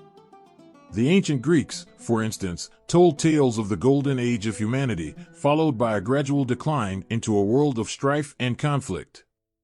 Similarly, the Sumerian and Mesopotamian myths often depicted the rise of cities and their associated problems, including moral decay and the loss of divine favor. The construction of early cities was an emblem of human ingenuity and the drive to build something lasting. Cities like Enoch, named after Cain's first son, were milestones in human development, representing the collective effort to create a society that could sustain and nurture its inhabitants. However, these cities also became places where the shadows of human nature could flourish. The close-knit communities, with their intricate social structures and complexities, often revealed the darker aspects of human behavior. Lamech's story is a powerful reminder of how progress and corruption can coexist. The very advancements that define civilization, such as the development of cities, the establishment of laws, and the creation of cultural achievements, can also give rise to moral challenges and ethical dilemmas. Lamech's violent nature and his declaration of vengeance highlight the difficulties that come with balancing progress and morality. The early cities, while centers of innovation and growth, also became arenas where the consequences of human actions played out in profound and often troubling ways. The narrative of the line of Cain and the rise of civilization is a poignant reflection on the complexities of human nature. It illustrates how the pursuit of progress can sometimes lead to a deeper entanglement with moral and ethical issues. The story serves as a reminder of the delicate balance between advancement and integrity, and how the growth of human societies is intertwined with the struggles to maintain moral and ethical values. As the world moved forward, the legacy of Cain and his descendants became a symbol of both the potential and the peril of human progress. The early cities they built were not just physical structures, they were reflections of the evolving human spirit, grappling with the challenges of growth, morality, and the quest for meaning. In the wake of the profound tragedy that marked the story of Cain and Abel, a new glimmer of hope emerged through a different lineage. After the death of Abel and the curse upon Cain, Adam and Eve were given another son, Seth. His arrival was not just the birth of another child, but the beginning of a new chapter filled with promise and the possibility of renewal. Seth's lineage, often seen as an alternate path to the one marked by Cain, carried a unique and hopeful significance. Unlike the shadowed line of Cain, which became associated with violence and moral decay, Seth's line was believed to be blessed and favored by God. This new bloodline represented a fresh start, a chance for humanity to rebuild and redeem itself from the earlier turmoil. The arrival of Seth was seen as a divine act of restoration. After the devastation that followed Cain's actions, Seth's lineage offered a sense of continuity and a reaffirmation of divine favor. Seth's name itself, meaning appointed or substitute, reflected his role as a replacement for Abel and a symbol of new beginnings. His birth brought a sense of balance and hope, suggesting that even after profound loss, there could be renewal and redemption. Seth's descendants were regarded with a sense of optimism, their bloodline viewed as carrying a divine promise. This lineage was marked by a return to righteousness and an opportunity to rebuild a world that had been scarred by earlier events. The story of Seth and his descendants provided a powerful contrast to the dark path of Cain's line. It represented a new direction, one that was rooted in divine favor and moral integrity. In many mythologies, bloodlines and lineages carry significant weight. They symbolize not just familial connection but also the continuation of divine promises and moral legacies. The line of Seth, in this sense, embodied the hope for humanity's redemption and the potential for a renewed relationship with the divine. The story underscores the belief that despite the darkness of past events, there is always a chance for renewal and a return to favor. The significance of Seth's lineage can also be seen in its connection to the broader mythological themes of restoration and hope. Much like the heroes of other myths who emerged to restore balance and bring new beginnings, Seth's line served as a beacon of light in a world that had been dimmed by earlier tragedies. His story provided a counterpoint to the tales of corruption and violence, offering a narrative of divine grace and the possibility of a fresh start. As the world moved forward, Seth's descendants were seen as carrying forward the legacy of hope and divine favor. Their lives were viewed as a testament to the enduring possibility of renewal, even in the face of past darkness. The line of Seth stood as a reminder that every ending carries within it the seeds of a new beginning, and that even in the aftermath of loss and suffering, there is always the potential for a brighter future. The story of Seth and his lineage is a poignant reflection on the nature of hope and redemption. It illustrates the belief that despite the challenges and tragedies of human life, there is always the possibility for renewal and divine favor. Seth's role as a figure of restoration and his lineage as a symbol of hope provide a powerful counterbalance to the earlier tales of conflict and moral decay. In this way, the story of Seth serves as a testament to the enduring resilience of the human spirit and the ever-present possibility of redemption. In the twilight of ancient myths, where the lines between the divine and the mortal blur, there lurks a mysterious and awe-inspiring group known as the nefilim. These enigmatic figures, often described as giants or demigods, stand as colossal symbols in the rich tapestry of mythology, their stories shrouded in mystery and grandeur. The Nephilim, mentioned briefly in the Bible, are portrayed as the offspring of the sons of God and the daughters of men. Their very name suggests something vast and powerful, often translated as fallen ones or giants. Their presence evokes images of towering figures, whose mere existence invokes both wonder and fear. They are depicted as beings of immense strength and stature, far beyond the ordinary human realm. These ancient giants are not alone in the pantheon of mythic beings. Their presence bears a striking resemblance to figures from other mythological traditions. Take the Greek Titans, for example. These colossal beings, who once ruled the world before the rise of the Olympian gods, share much in common with the Nephilim. The Titans were powerful and imposing, their strength and size embodying the raw, untamed forces of nature itself.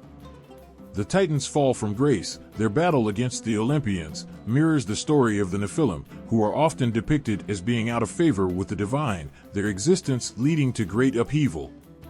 Similarly, the Sumerian myths introduce us to the Anunnaki, deities who were both revered and feared. The Anunnaki were gods of immense power who descended from the heavens to shape the world and its destiny. Much like the Nephilim, they are associated with divine intervention and the altering of human history. Their presence on Earth was marked by great achievements and monumental shifts, echoing the awe-inspiring nature of the Nephilim. These comparisons highlight a recurring theme across cultures, the idea of beings that bridge the gap between the divine and the human, who possess extraordinary abilities and whose actions have profound consequences for the world. The Nephilim, Titans, and Anunnaki all symbolize the struggle between the divine and the mortal, the heavenly and the earthly, and the impact of such beings on the human experience. The story of the Nephilim evokes a sense of both wonder and foreboding. Their sheer size and power set them apart, making them figures of both admiration and dread. They represent a time when the boundaries between gods and men were not so clearly defined, and the world was still shaped by mighty forces beyond human understanding. Their legend speaks to a time of great upheaval and transformation, a period when the very fabric of existence was being woven by beings of immense power. In the mythic landscape, the Nephilim stand as a testament to the grandeur and complexity of ancient beliefs. They are reminders of a time when the world was seen as a place of wonder and mystery, where giants walked among men, and divine beings influenced the course of history. Their stories continue to captivate and intrigue, offering a glimpse into the ancient imagination and the timeless fascination with the colossal and the divine. The Nephilim, with their towering presence and profound impact, remind us of the enduring power of myth to shape our understanding of the world. They are symbols of the extraordinary and the unknown, bridging the gap between the divine and the mortal, and continuing to inspire awe and curiosity in those who seek to uncover the mysteries of the past. In the ancient world, before the flood washed over the earth, humanity faced a profound and unsettling moral crisis. The land was awash with corruption, and the weight of human wickedness hung heavy in the air. This was not just a tale of human failings, but a cosmic drama where the divine watched, judged, and prepared to act. The story paints a dark and vivid picture of a world gone astray. People had become deeply corrupt, their actions marred by deceit, violence, and moral decay. It was as though the very essence of humanity had been tainted, leading to a widespread degradation of values and ethics. This pervasive wickedness was not a series of isolated events, but a widespread condition that seemed to infect every corner of human life. In this atmosphere of moral collapse, divine judgment was not just a distant concept, but an imminent reality. The gods or the divine forces in many myths looked upon the earth with a mixture of sorrow and anger. The human beings they had created to live in harmony and righteousness had instead plunged into chaos and evil. This shift from creation's intended order to a state of corruption created a palpable sense of impending doom. Divine wrath in these ancient tales was a response to humanity's moral failings. It was a powerful force, both feared and respected, signifying that the gods' patience had worn thin. The moral crisis on Earth was not just a concern for the gods, but a matter that demanded a drastic and decisive intervention. The divine judgment was often portrayed as a cleansing force, a way to restore balance and righteousness through dramatic and catastrophic events. The flood itself, as told in many ancient myths, including the biblical account, was a divine response to this overwhelming moral decay. It was not merely a natural disaster, but a deliberate act of cosmic retribution. The flood served as a divine reset, wiping away the corruption and providing a chance for a new beginning. This cataclysm was a stark representation of how the divine could act to correct the imbalance created by human wickedness. The mythological motifs surrounding divine judgment often depict a world where human actions lead to catastrophic consequences. These stories emphasize that moral corruption has far-reaching impacts, not just on individuals but on the entire world. They highlight the belief that when humanity strays too far from its intended path, the divine forces step in to restore order and justice. As the floodwaters rose, they symbolized more than just physical destruction. They were a metaphor for the cleansing of moral impurities and the purging of corruption. This powerful imagery of a world being washed clean underscores the gravity of the moral crisis that preceded it. It is a reminder of the fragile nature of human righteousness and the ever-present potential for downfall when ethical boundaries are crossed. The ancient narratives serve as a profound reflection on the consequences of moral failure and the lengths to which divine forces might go to address it. They reveal the deep connection between human actions and divine response, illustrating that moral integrity is not a trivial matter but a fundamental aspect of cosmic balance. In the end, these stories carry a powerful message about the importance of maintaining ethical standards and the severe repercussions that can follow when they are disregarded.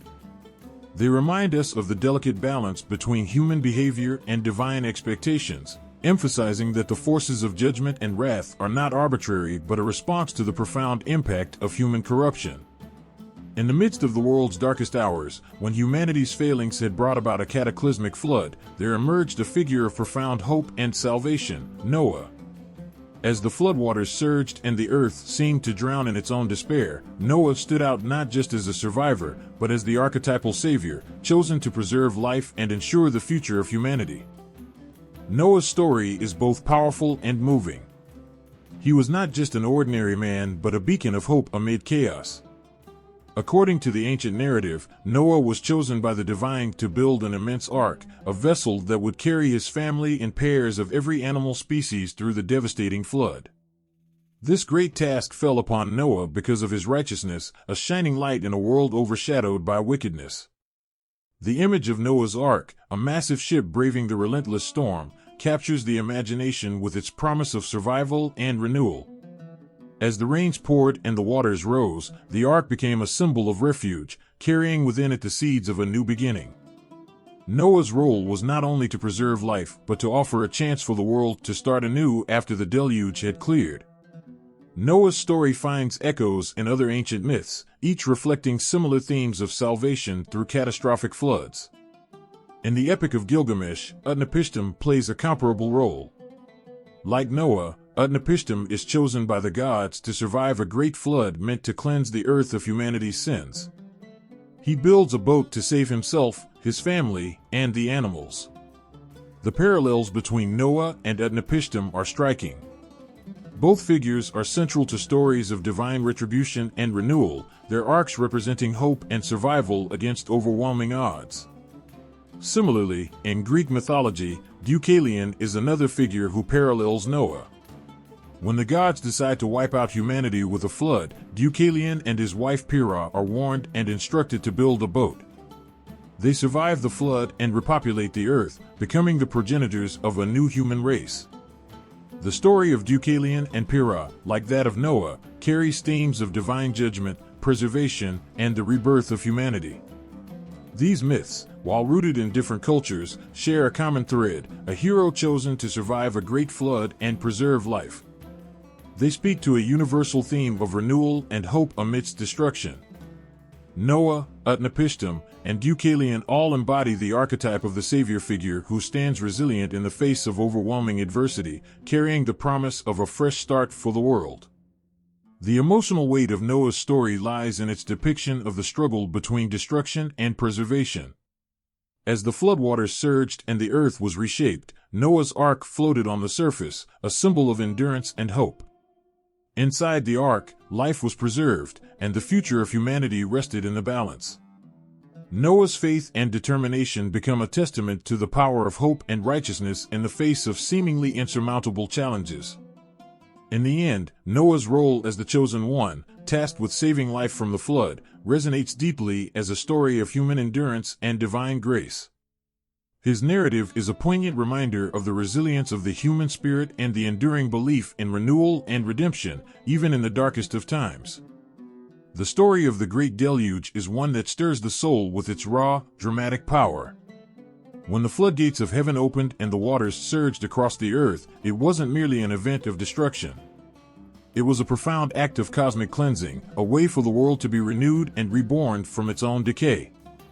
The flood is often portrayed as the ultimate purging force, a massive wave of water that wiped out all traces of corruption and sin. In many myths, this deluge was not just about destruction, it was a means of starting over, a divine reset button to correct the course of a world gone astray. As the waters rose higher and higher, they symbolized not just the end of the old world, but the potential for a new beginning.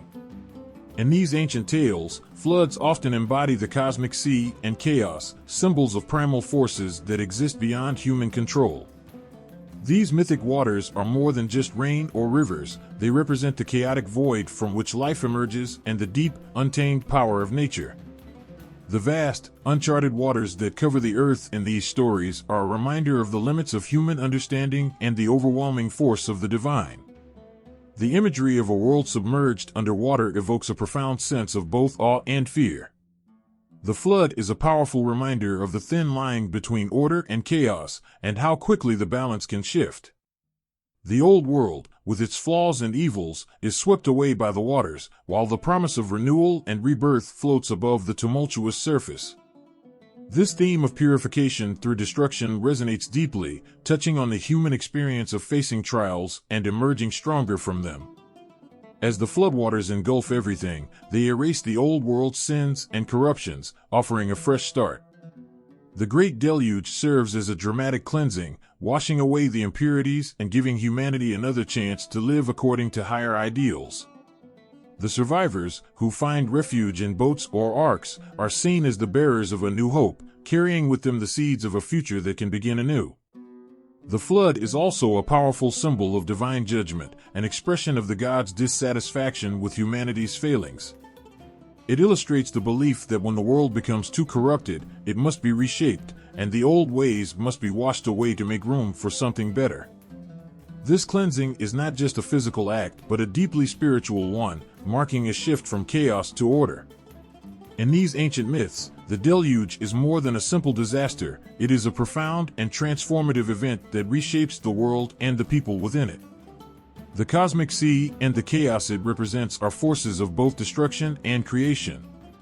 They remind us that even in the face of overwhelming adversity, there is the potential for renewal and redemption. The Great Flood is a dramatic, heart-touching symbol of how the world can be cleansed and renewed.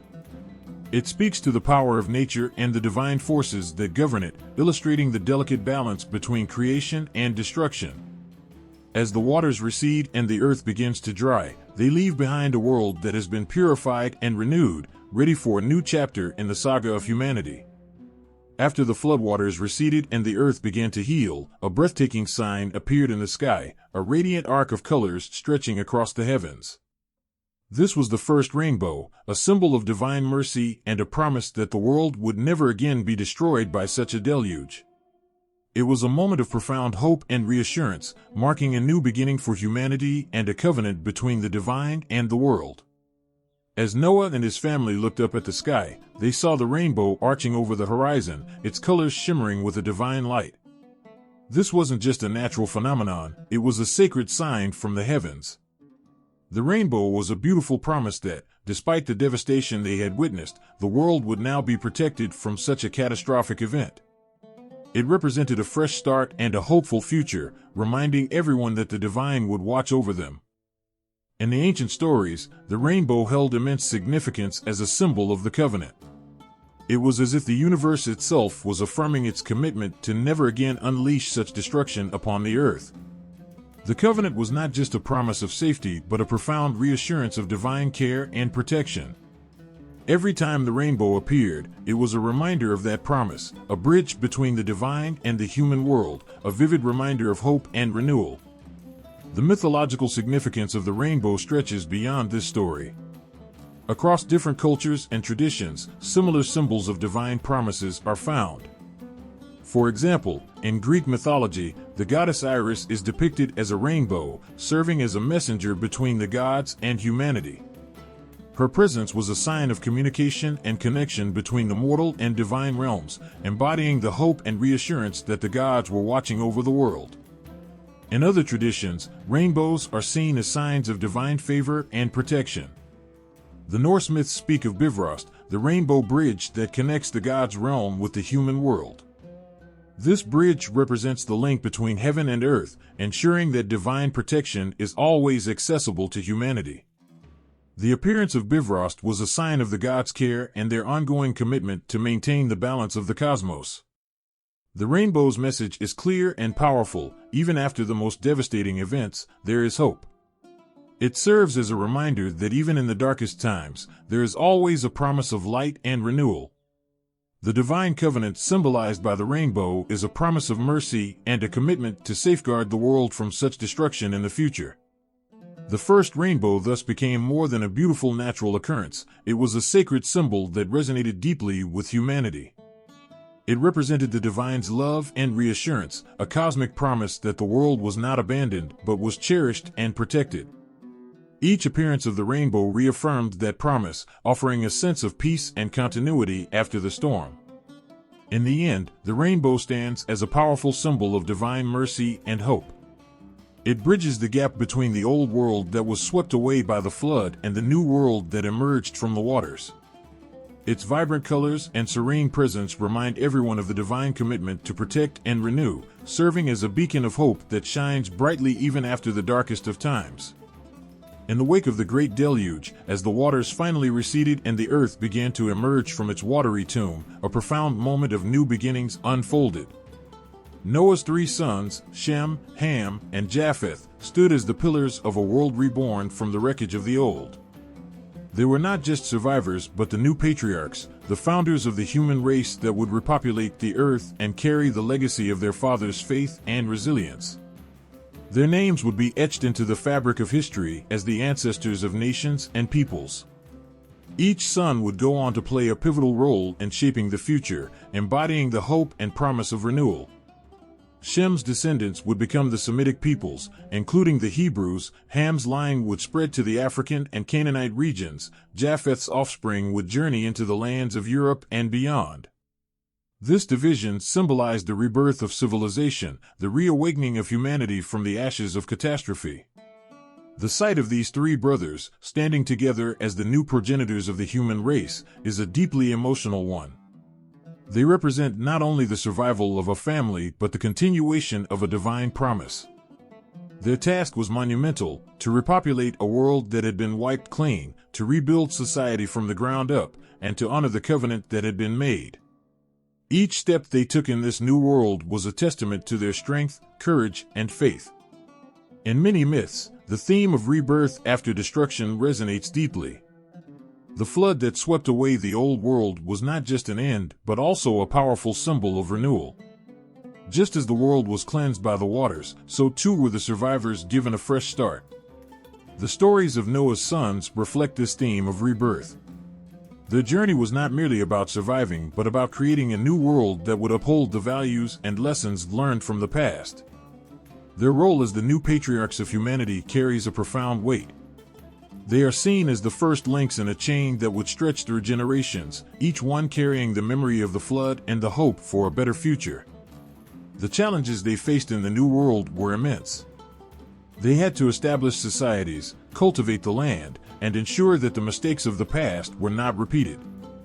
Their efforts were a powerful reminder of the resilience and determination of humanity, even in the face of overwhelming odds. The rebirth of civilization through Noah's sons is a story of profound hope and renewal. It symbolizes the enduring strength of the human spirit and the promise that even after the most devastating events, life will find a way to begin again. The new world they created was a testament to their courage and faith, a world that rose from the floodwaters like a phoenix from the ashes. In this new world, the legacy of Noah and his sons lived on in every new society and culture that sprang forth. Their story is a powerful reminder that even in the darkest times, there is always the potential for a new beginning. The rebirth of civilization, as seen through the lives of Noah's sons, is a moving testament to the power of hope and the unyielding strength of the human spirit. After the floodwaters had subsided and the world was beginning to heal, a shadow fell over Noah's family. One fateful day, Noah, weary from his trials and seeking solace in wine, lay drunk and uncovered in his tent. Ham, his son, stumbled upon this vulnerable moment. Instead of covering his father's nakedness, Ham told his brothers, Shem and Japheth, of Noah's condition. When Shem and Japheth learned of their father's plight, they acted with respect and honor. They took a garment, walked backward into the tent, and covered Noah without looking at him. When Noah awoke and learned what had happened, his reaction was swift and harsh. He pronounced a curse, not upon Ham directly, but upon Ham's son, Canaan.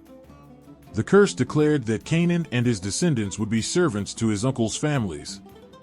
This story is not just a family drama, it's a narrative with deep social and political implications. The curse of Ham, or rather the curse upon Canaan, has been interpreted in various ways throughout history. Some have seen it as a way to explain and justify the subjugation of certain groups of people, often in cruel and unfair manners.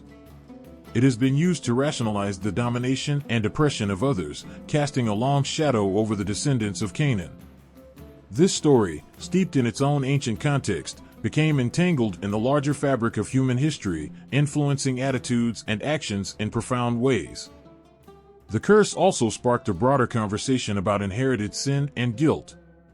It's a theme found across many cultures and mythologies, where the actions of one generation seem to affect the fate of the next.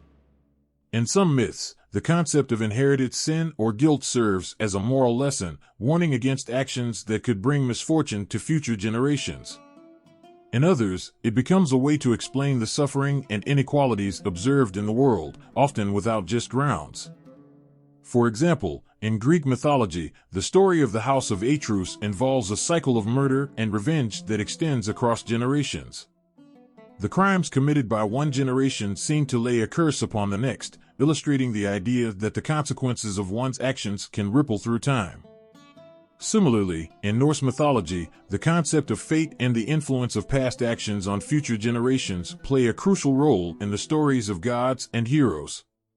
The curse of Ham also touches on the painful reality of how myths can be twisted to serve various agendas.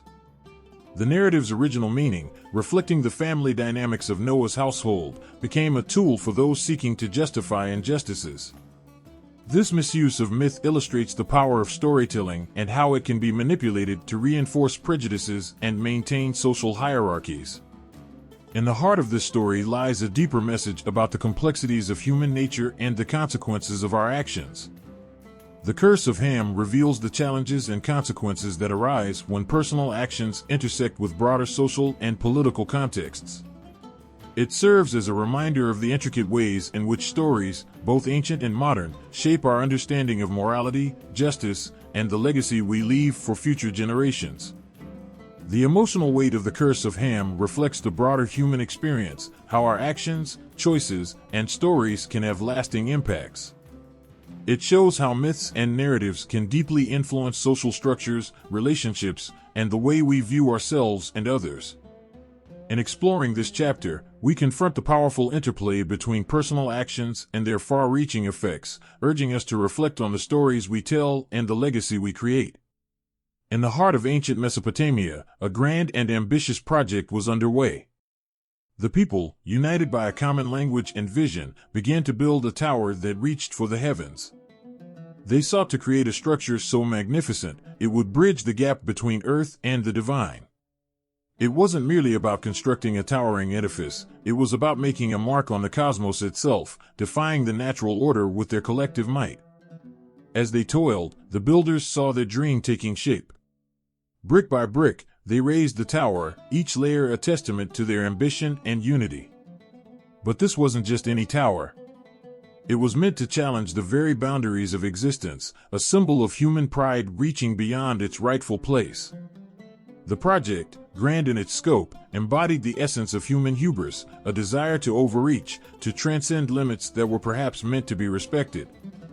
Yet, in their drive for greatness, they overlooked a fundamental truth. The very unity that fueled their progress also harbored the seeds of their downfall. Their language, once a bridge among them, became a barrier. The gods, observing from their celestial abode, saw this monumental effort as a direct challenge to their dominion. To quell this rising tide of human arrogance, they decided to intervene. In an instant, the unified language of the builders shattered. Words became jumbled, a cacophony of confusion replacing the once coherent speech. The builders, now speaking in a myriad of different tongues, found themselves unable to understand one another. The project stalled. What had been a symbol of human unity turned into a monument of disarray and failure. The tower, once soaring towards the heavens, now stood incomplete. Its grandeur was diminished by the inability of its creators to communicate and collaborate. The dream of reaching the divine had crumbled into a heap of rubble, a stark reminder of human limitations. This myth touches on profound themes. It's about the limits of human ambition and the dangers of overreaching. It's a poignant illustration of how the very qualities that drive us, unity, innovation, and ambition, can also lead to our downfall when not tempered by humility and respect for the natural order. The Tower of Babel became more than a failed construction project. It symbolized the fall of human pride and the consequences of defying limits that were meant to guide and protect. In many cultures, similar myths exist, where grand ambitions are met with divine retribution or natural limits. The concept of a great tower reaching the heavens, or a bridge between earth and the divine, echoes through various traditions. In Greek mythology, the attempt by the Titans to overthrow the gods led to their downfall and a reshaping of the world. Similarly, the Norse myths speak of Yggdrasil, the world tree, which connects the realms but also embodies the limitations and interconnectedness of existence. The tale of the Tower of Babel serves as a reminder of our place in the cosmos. It illustrates that while human creativity and ambition are powerful, they must be balanced with an understanding of our limitations. The story highlights the importance of humility and the recognition that some boundaries are not meant to be crossed. It warns of the perils that come with seeking to disrupt the natural order or challenge forces greater than ourselves. In the end, the tower stood as a monument to what might have been. It was a lesson in the fall of ambition and the humbling reality that not all dreams are meant to be realized. The scattered remnants of the tower became a symbol of human fallibility and the delicate balance between reaching for the stars and respecting the ground beneath our feet. In a land where the familiar horizons of home were a comforting constant, Abram stood on the brink of a life-altering decision. His world, filled with the routines of daily life, was about to be disrupted by a voice from beyond. This wasn't an ordinary call, it was a divine summons that promised to reshape not just Abram's future, but the very essence of his existence. The voice came not with grand fanfare, but with a quiet intensity that stirred Abram's heart. It spoke of a journey that would take him far from his homeland, from everything he knew and held dear. It was a call to leave behind the security of his home and venture into the unknown. The promise was both exhilarating and daunting. A new land would be given to him, a land flowing with blessings and abundance. Yet, the path was shrouded in uncertainty. Abram's response was not immediate or easy. He was asked to leave behind his father's house, his people, and the comfort of the familiar. It was a test of faith, a challenge to embrace a destiny that was not fully revealed. To step into this divine promise, Abram had to muster a courage that went beyond the ordinary, one that required him to trust in a future he could not yet see. The journey that Abram undertook was not just physical, it was deeply spiritual. Each step he took away from his home was a step into the unknown, a journey that mirrored the quest of heroes across myths and legends. Like the great heroes of old, Abram was called to leave his past behind and face trials that would test his resolve and faith. He became a wandering figure, much like those who set out on epic quests, driven by a promise that transcended the immediate struggles of his journey. Abram's story is woven with themes of faith, bravery, and the profound human experience of venturing into the unknown. The divine promise was not just about land or wealth, it was about a new beginning, a transformation that would touch not only his own life but the lives of generations to come. His journey became a symbol of the hero's quest, a path marked by challenges and growth, by leaving behind the old to embrace the new. As Abram traveled, each step was a step toward a destiny that was being slowly revealed. He encountered obstacles and moments of doubt, but his faith in the divine promise guided him. The journey was long and arduous, filled with the hardships of wandering through strange lands and facing trials that tested his faith and resolve. Yet, through it all, Abram's determination and trust in the promise sustained him. In the tapestry of myth and legend, Abram's call is echoed by many stories of heroes who set out on quests that transformed their lives. Like those ancient heroes, Abram ventured into the unknown, driven by a promise that gave his journey meaning and purpose. His story became a testament to the power of faith and the courage required to embrace the unknown. As Abram walked through the wilderness, each step was a testament to his commitment to the divine promise. The journey he embarked upon was not merely a physical trek, but a profound spiritual expedition, one that would redefine his destiny and the destiny of his descendants. It was a quest that mirrored the trials faced by heroes and countless myths, challenges that test their faith, their courage, and their perseverance. The divine promise made to Abram was not just a personal blessing, it was a covenant that would shape the future of many. His willingness to leave behind everything familiar and step into the unknown made him a symbol of faith and bravery. His story is a reminder that the hero's journey often begins with a call to venture beyond the comfort of the known and to embrace the transformative power of the divine promise. In the end, Abram's journey stands as a profound narrative of faith and transformation. It is a story that resonates with the universal experience of embarking on a quest that changes everything.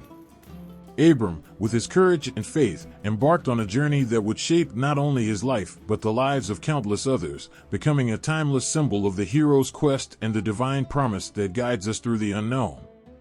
In the heart of a story that spans millennia, the lives of Sarai and Hagar unfold like a poignant drama, their fates intertwined in a tapestry of longing, hope, and divine intervention. Their roles echo through the ages, casting light on the intricate dynamics of power, fertility, and favor in a patriarchal world. Sarai, later known as Sarah, was a figure of beauty and grace, but also of deep, unfulfilled yearning. Her story began with a promise that seemed just out of reach, the promise of motherhood. Despite her deep love for Abram and her unwavering faith in his divine call, she faced a harsh reality. The years passed, and the one thing she longed for most, children, remained elusive. In a world where a woman's worth was often measured by her ability to bear children, Sarai's barrenness felt like a heavy weight.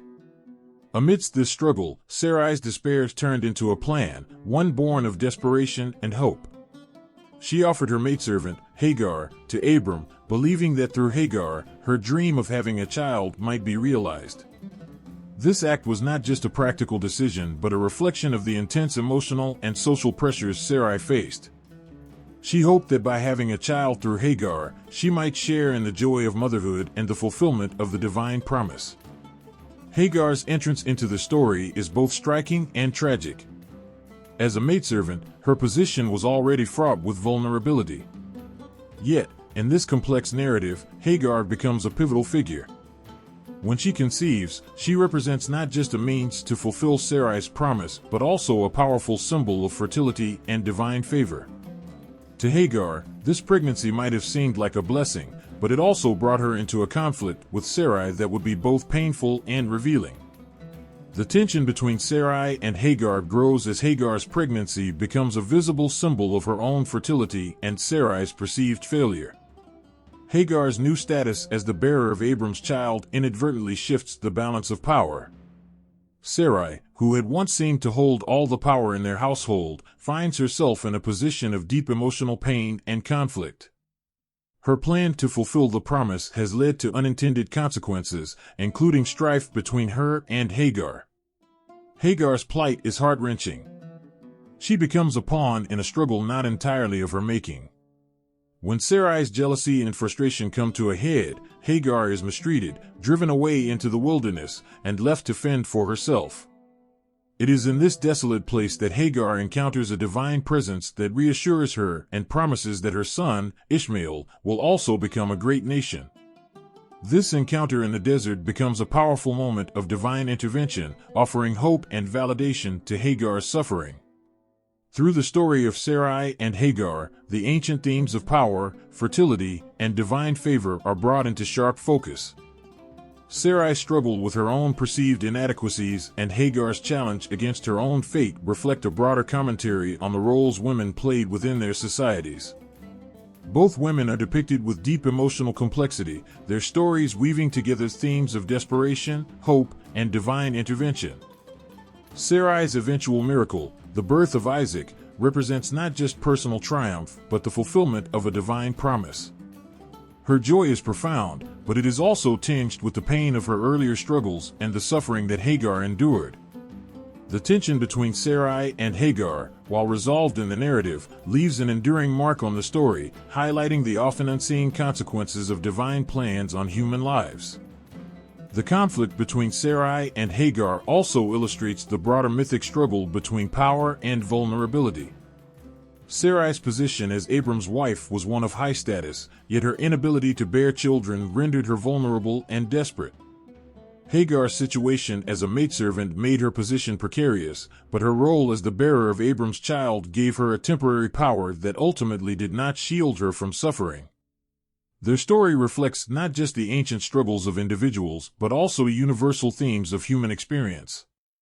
It speaks to the pain of unfulfilled dreams, the conflict between personal desires and divine will, and the complex interplay of power and vulnerability.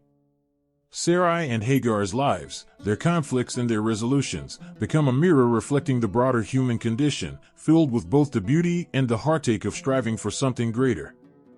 Their tale is one of profound emotional depth and enduring significance, offering a poignant exploration of the roles and struggles of women in a patriarchal world. Sarai and Hagar, through their trials and triumphs, illuminate the complexities of faith, power, and human relationships, leaving a legacy that continues to resonate through the ages. Imagine standing on the brink of a promise, your whole future tied to a single, sacred ritual. This is where the ancient story of the covenant of circumcision begins, a profound mark of divine commitment etched into the flesh, symbolizing a bond between humanity and the divine. Abram had been given a promise from the Almighty, a promise of land, descendants, and blessings. Yet, this promise was not just a spoken word, it was to be sealed with a sacred rite, one that would mark the bodies of Abram and his descendants for generations. This ritual of circumcision was not merely a physical act, but a deeply spiritual one, embodying the essence of the covenant itself. The covenant of circumcision was a radical shift in the relationship between the divine and humanity. It was a sign of a promise made by God, a tangible symbol of the spiritual and moral commitment required of Abram and his descendants. This act of circumcision, which might seem strange or even harsh to modern sensibilities, was a profound expression of faith and devotion in the ancient world. It was a ritual that marked a person as part of something far greater than themselves, a living symbol of a divine promise and a lifelong commitment. In the ancient world, rituals and sacrifices were central to spiritual life. They were not just ceremonial acts, but were believed to forge a connection between the human and the divine. Blood and bodily rites were considered sacred and were seen as a way to invite divine presence into the everyday life of the faithful. The shedding of blood was believed to carry deep spiritual significance, marking a moment of divine intervention and blessing. The ritual of circumcision was an unyielding testament to the covenant between God and Abram. It was more than a mark on the body, it was a symbol of the divine promise that had been made. This act was a personal and communal declaration of faith, a mark that tied individuals to a divine narrative and to each other in an unbreakable bond. It spoke of a promise of protection, guidance, and divine favor, ensuring that every time the mark was seen, it would remind the bearer of their sacred connection to God. The emotional weight of this ritual cannot be underestimated. For Abram and his descendants, this mark was a constant reminder of their place in a grand divine plan. It represented a physical and spiritual transformation, a new beginning grounded in ancient promises. Every day, they would carry this mark as a symbol of their covenant with God, a living testament to their faith and their commitment to live according to divine will. The covenant of circumcision, while deeply personal, also had broad implications. It established a new identity for Abram's descendants, a chosen people marked by their devotion and their unique relationship with the divine. It was a powerful declaration that set them apart from others, marking their place in a larger, sacred narrative. This ritual was not isolated but part of a broader tapestry of mythological and religious practices. Throughout ancient cultures, rituals involving blood and bodily rites were common. These acts were seen as essential to maintaining balance and favor with the divine. They were rituals of purification, commitment, and renewal, each bearing its own unique significance but sharing a common theme of creating a profound connection between the human and the divine. In this context, the covenant of circumcision stands as a powerful symbol of divine relationship. It reflects the ancient belief in the sacredness of bodily rites and the profound impact they had on spiritual life. The act itself was a way to embody the divine promise, making it a living, breathing part of daily existence. For Abram and his descendants, the mark of circumcision was more than just a ritual, it was a deep and abiding connection to a divine promise. It was a constant reminder of their special relationship with God, a symbol of their faith, and a mark of their commitment. Every time they looked upon this mark, they would remember the promises made and the responsibilities they bore.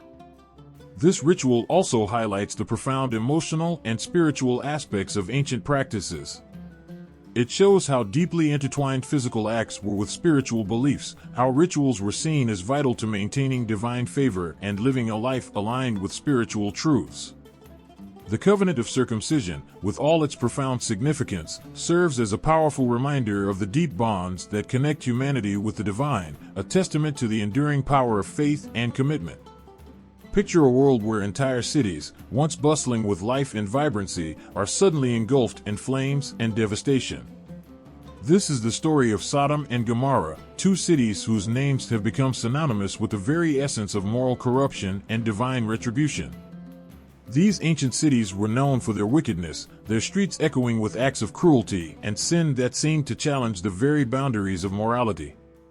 The tale of their destruction is a powerful, heart-wrenching narrative of divine anger against unchecked depravity. The story unfolds with a chilling message about the limits of human behavior and the consequences of moral failure. In the heart of the biblical narrative, Sodom and Gomorrah stand as towering symbols of moral decay. The cities were infamous for their actions, which were seen as deeply offensive to the divine order. Their people were not just guilty of minor transgressions, but were portrayed as embodying the worst excesses of human immorality. The very mention of these cities conjures images of a society so steeped in corruption that its downfall became an inevitability. The destruction of Sodom and Gomorrah was not merely a story of physical ruin but a profound moral lesson. The cities were obliterated by fire and brimstone, a cataclysmic event that left nothing but ashes and a stark reminder of divine wrath. This devastating punishment was portrayed as a necessary response to the egregious sins committed by the inhabitants. The imagery of the cities burning under a rain of fire underscores the intensity of the divine disapproval and serves as a poignant warning about the consequences of moral transgression. The story of these cities is not unique but finds echoes in other ancient myths and legends. Tales of destroyed cities are common across various cultures, each serving as a cautionary tale about human behavior and divine judgment. For instance, the legend of Atlantis speaks of a great and advanced civilization that fell into corruption and was swallowed by the sea, leaving behind only myths and legends. Similarly, the fall of these legendary cities serves as a metaphor for the consequences of humanity's hubris and moral failings. In both Sodom and Gomorrah and the myth of Atlantis, the destruction of the cities is not just about physical annihilation but represents a profound cosmic response to moral corruption. These stories illustrate the theme of cities being punished for their sins, with their downfall serving as a powerful narrative about the importance of virtue and the dire repercussions of vice. The gods or divine forces in these myths act as enforcers of cosmic justice, ensuring that moral order is maintained and that transgressions are met with appropriate consequences. The emotional weight of these stories is palpable. The image of cities burning, with people scrambling to escape a fate sealed by their own actions, evokes a deep sense of sorrow and regret.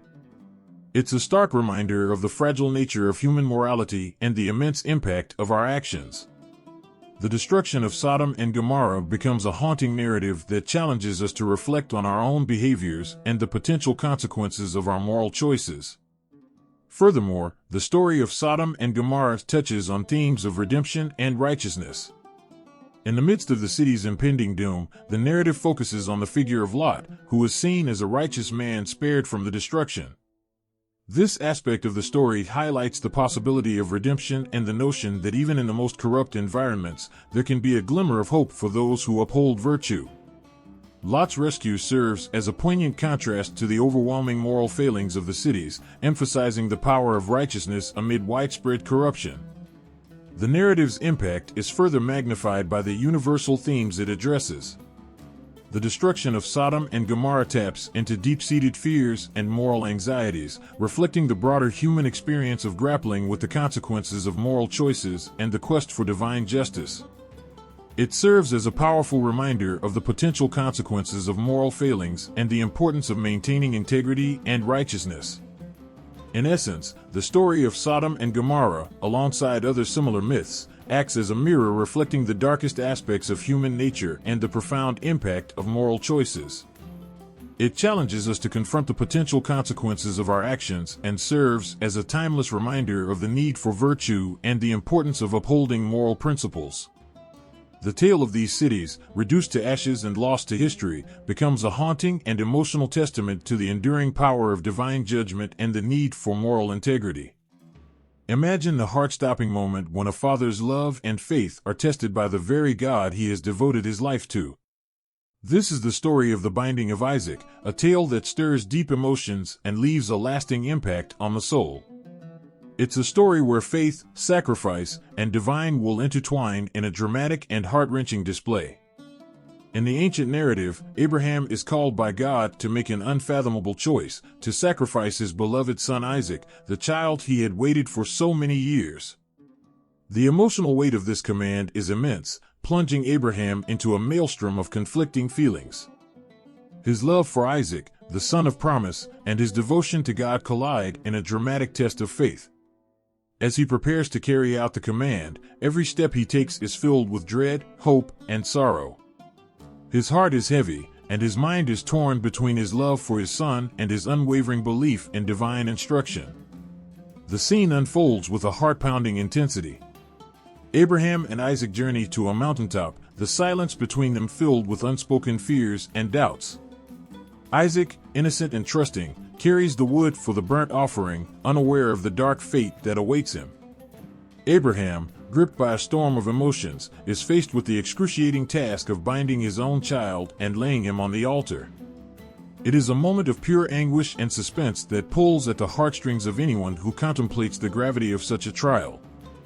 Just as Abraham's knife is poised above Isaac, ready to plunge into the heart of his beloved son, a divine intervention occurs. An angel stops him, revealing that his faith has been tested and proven. A ram is provided as a substitute offering, and Abraham's relief and gratitude are palpable. The story concludes with God reaffirming his covenant with Abraham, promising that his descendants will be as numerous as the stars. This story is more than a dramatic account of a near sacrifice, it is a powerful exploration of the theme of sacrifice in mythology. The binding of Isaac serves as a profound narrative about the lengths to which faith can be tested and the ultimate reward for unwavering devotion. It taps into deep-seated fears and hopes, touching on the very essence of what it means to trust in a higher power amidst the darkest of trials. The concept of child sacrifice appears in various mythologies and is often depicted as a supreme test of faith or devotion. In Greek mythology, the story of Iphigenia, the daughter of Agamemnon, mirrors this theme. Agamemnon, like Abraham, is faced with a heart-wrenching decision. To appease the goddess Artemis and secure favorable winds for his fleet, he must sacrifice his daughter. The emotional turmoil of Agamemnon and the tragic fate of Iphigenia echo the themes of sacrifice and divine testing seen in the binding of Isaac. Both stories explore the profound impact of sacrificial acts and the trials of faith. They each reveal how deeply such tests can resonate with those involved and the extent to which individuals are willing to go to fulfill divine commands or promises. The tension, fear, and ultimate resolution in these narratives highlight the emotional weight and moral complexities of sacrifice. The binding of Isaac, however, is unique in its resolution. Unlike the myth of Iphigenia, where the sacrifice is tragically completed, Isaac's story ends with a dramatic reprieve. This provides a powerful message about the nature of divine tests and the possibility of redemption and grace. The relief and joy experienced by Abraham are palpable, and the story concludes with a reaffirmation of faith and divine promise. The narrative's emotional impact is immense, as it invites readers to confront the profound implications of faith, love, and sacrifice. It raises questions about the nature of divine commands, the boundaries of human obedience, and the depths of parental love. The dramatic tension of the story, combined with its ultimate resolution, leaves a lasting impression, evoking a mix of sorrow, relief, and reflection. In essence, The Binding of Isaac is a story that touches the core of human experience. It challenges us to consider the depths of faith and the meaning of sacrifice, offering a poignant and powerful reminder of the complexities of devotion and the enduring power of divine grace. In the womb of Rebekah, a battle raged that would shape the course of a family's destiny. As she carried her twins, Esau and Jacob, the struggle between them was more than a physical challenge. It was a clash of fates and futures that would echo through the generations. The story of these twins is not just about sibling rivalry, but a poignant exploration of divine favor and the complex nature of human ambition. From the moment they entered the world, Esau and Jacob were marked by conflict. Esau, the firstborn, emerged red and hairy, a robust and rugged figure who would grow into a skilled hunter. Jacob, grasping at Esau's heel as he was born, was the quieter twin, destined to become a shepherd and more focused on domestic life. This gripping image of Jacob clutching at his brother's heel captures the essence of their lifelong struggle, a struggle for birthright, blessing, and recognition. The myth of Esau and Jacob is a rich tapestry of themes common in many cultures: sibling rivalry, the quest for divine favor, and the shifting sands of fortune. Their story unfolds with an intense emotional charge. Esau's raw strength and hunting skills contrasted sharply with Jacob's cunning and shrewdness. The contrast between them set the stage for a dramatic series of events that would define their lives and the future of their descendants. The moment that encapsulates the intensity of their rivalry is the trade of Esau's birthright for a bowl of lentil stew. In a moment of hunger and fatigue, Esau relinquishes his birthright, the special status of the firstborn, for immediate gratification. Jacob seizes the opportunity, underscoring the themes of ambition and the cunning needed to secure one's place in the world. The deep sense of betrayal and loss felt by Esau is palpable, revealing the profound emotional impact of this decision. The birthright, symbolizing not just material wealth but also spiritual blessing and leadership, is traded away for something as mundane as a meal. Their conflict reaches a dramatic climax with the deception of Isaac, their blind father. Jacob, with Rebekah's help, disguises himself as Esau to receive the blessing intended for his brother. The scene is fraught with tension and heartache as the once trusted bond between father and sons is broken. Isaac's trembling hands and the emotional turmoil of Jacob and Esau create a scene that resonates deeply. The blessing, once given, cannot be taken back, sealing Jacob's fate as the one chosen for divine favor. The story of Esau and Jacob mirrors myths of other mythic twins in different cultures. In Greek mythology, Castor and Pollux are another set of twins with a story of rivalry and mutual support.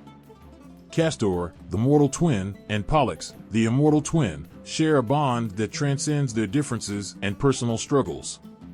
Their story, like that of Esau and Jacob, is a complex interplay of rivalry, favor, and the search for identity.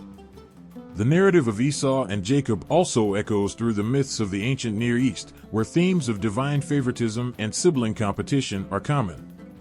In these myths, the struggle for divine favor often drives the narrative, much like the struggle between the twins. The tension between Esau and Jacob highlights how deeply personal conflicts can reflect broader themes of destiny and divine will. The emotional weight of Esau's and Jacob's story is immense. Their lives are marked by a struggle that resonates with anyone who has faced rivalry or sought to claim their place in the world. The pain of Esau's loss, the cunning of Jacob's actions, and the ultimate resolution of their conflict touch on universal themes of family, fate, and the quest for approval. Their story doesn't end with simple resolution. Jacob's journey to reconcile with Esau and his eventual transformation into Israel, the father of the 12 tribes, adds layers to their complex relationship. The reconciliation between the brothers, marked by a heartfelt embrace, offers a moment of redemption and healing that brings a sense of closure to their tumultuous relationship. Esau and Jacob's story is a powerful narrative of human struggle, ambition, and the search for divine favor. It captures the essence of sibling rivalry and the profound impact of familial relationships on personal destiny. The emotional depth and dramatic tension of their story continue to resonate, reminding us of the enduring power of myth to explore the complexities of human nature and the forces that shape our lives. In a moment of profound solitude, Jacob dreams of a vision that changes everything. Amid the darkness of the night, he sees a ladder stretching from earth to heaven, with angels ascending and descending upon it. This dream is more than a mere vision. It is a vivid symbol of the connection between the divine and the earthly, a bridge that links human experience with the realm of the gods. The ladder in Jacob's dream is not just a physical structure, it represents a cosmic link between the human world and the divine. It is a powerful image of the intersection between the sacred and the ordinary. The vision of angels climbing up and down the ladder evokes a sense of awe and wonder, suggesting that the divine realm is not distant but intimately connected with the world of mortals. The idea that angels move freely between these two realms emphasizes the belief that the divine presence is constantly at work, influencing and interacting with the human world. Jacob's ladder is a potent symbol of divine connection and cosmic order. It represents the idea that despite the chaos and struggles of human life, there is a higher order and a divine plan in motion. The ladder serves as a reminder that the heavens and the earth are linked, that there is a pathway through which the divine can reach out to humanity, and vice versa. This vision reassures Jacob, and, by extension, all of us, that our lives are part of a greater, interconnected whole, where divine presence and guidance are always within reach. Similar themes appear in various myths and spiritual traditions around the world. In many cultures, there are stories of journeys to the divine realm or encounters with celestial beings that echo the experience of Jacob's ladder. For instance, shamanistic journeys often involve ascending to a higher spiritual realm, where the shaman interacts with spirits and divine forces. These journeys often symbolize a bridge between the material and spiritual worlds, much like the ladder in Jacob's vision. In these traditions, the ascent to the divine realm is a transformative experience. It represents a quest for wisdom, healing, and a deeper understanding of the universe. The shaman's journey is not just a physical ascent but a profound spiritual exploration, much like Jacob's vision of the ladder as a connection between earth and heaven. Both symbolize a desire to bridge the gap between the human and the divine, to reach beyond the ordinary and touch something greater. Jacob's vision of the ladder also serves as a metaphor for personal and spiritual growth. The ladder represents a pathway to enlightenment and self-discovery. As Jacob sees the angels moving up and down, it is as if he is being shown that the divine is accessible and that personal transformation is possible. The vision reassures him that his struggles and experiences are part of a larger, divine plan, and that there is always a way to connect with something higher. The emotional impact of Jacob's vision is profound. It brings a sense of hope and reassurance in the midst of uncertainty. The ladder becomes a symbol of divine promise and presence, offering comfort and guidance to Jacob as he navigates his life's challenges. The vision is a powerful reminder that even in our darkest moments, there is a bridge to something greater, a way to connect with the divine and find meaning and purpose in our lives. The ladder is also a reminder of the connection between the physical and spiritual realms. It highlights the belief that our everyday experiences are intertwined with the divine, and that there is a spiritual dimension to everything we do. The vision encourages us to seek out and recognize this connection, to understand that our lives are part of a larger, divine tapestry. Jacob's ladder is a timeless symbol of the divine connection that links us to the greater cosmos. It represents the idea that despite our struggles and challenges, there is always a pathway to reach out to the divine, to find guidance and support, and to understand our place in the universe. The vision of the latter serves as a powerful reminder of the sacredness of our journey, and the promise that we are never alone in our quest for meaning and purpose. Underneath the quiet sky of an ancient land, a drama unfolds that will shake the foundations of a family and ripple through generations. Jacob, a younger brother, tricks his aging father, Isaac, into giving him the blessing meant for his elder brother, Esau. This tale of deception, woven with threads of trickery and divine favor, echoes with themes that resonate deeply across myths and human experiences. Jacob's deception is not just a story of sibling rivalry, but a powerful illustration of the trickster archetype. Disguised in Esau's clothes, Jacob enters his father's tent, his voice trembling with the weight of his deceit. With every step he takes, the tension builds, the scent of goat skins on his arms replacing the warmth of Esau's presence. Isaac, blind and frail, is deceived by the smell and the touch, mistaking Jacob for Esau. He blesses Jacob, granting him the birthright meant for his older brother. This act of deception reveals much about the nature of the trickster in mythology. Trickster figures often operate on the edges of convention, bending rules and defying norms to achieve their goals. They are clever, resourceful, and willing to take risks that others would shy away from. Jacob, in his guise as Esau, embodies these qualities, challenging the traditional notions of fairness and divine order. His cleverness, while morally ambiguous, highlights the complexity of human ambition and the lengths to which people will go to secure their destinies. The trickster's role is not merely to deceive, but to transform and challenge established norms. By tricking Isaac, Jacob redefines the paths of inheritance and blessing, subverting expectations and altering the course of history. This act, while deceitful, also sets the stage for profound changes in the family dynamics and the broader narrative of the Israelite people. Jacob's story is deeply intertwined with themes of inheritance and divine favor. In many myths, inheritance is not just about passing on material wealth, but about transferring divine blessings and power. The birthright and blessing bestowed by Isaac carry immense significance, shaping the future of Jacob and Esau and influencing their descendants. By securing the blessing meant for Esau, Jacob ensures his place in the divine plan, which will have far-reaching effects on the future of the Israelite nation. The deception and its consequences reveal the tension between human actions and divine will. While Jacob's trickery secures his position, it also leads to conflict and hardship. Esau's anger and the ensuing estrangement between the brothers highlight the personal and familial costs of Jacob's actions. This story illustrates the complex interplay between human ambition and divine intention, showing how personal choices can shape the course of history in unexpected ways. Jacob's deceit is not an isolated instance, but part of a broader pattern found in various myths around the world. Trickster figures appear in numerous cultures, each with their own stories of deception and cleverness. These figures often challenge societal norms and push the boundaries of what is considered acceptable, revealing deeper truths about the human condition and the nature of divine intervention. In comparing Jacob's deception to other mythic tales, we see a recurring motif of trickery as a means to achieve divine favor or alter destiny. In some myths, tricksters use deception to gain power, knowledge, or love, reflecting the idea that the ends can sometimes justify the means. Jacob's story aligns with this pattern, where his cunning is both a strength and a source of conflict, shaping his journey and his legacy. The emotional weight of Jacob's deception lies in its impact on family bonds and personal integrity. The betrayal of a brother and the manipulation of a father's blessing create a poignant drama that speaks to the complexities of human relationships. The pain of Esau's loss and the guilt of Jacob's actions resonate deeply, highlighting the personal sacrifices and moral dilemmas that come with achieving one's goals.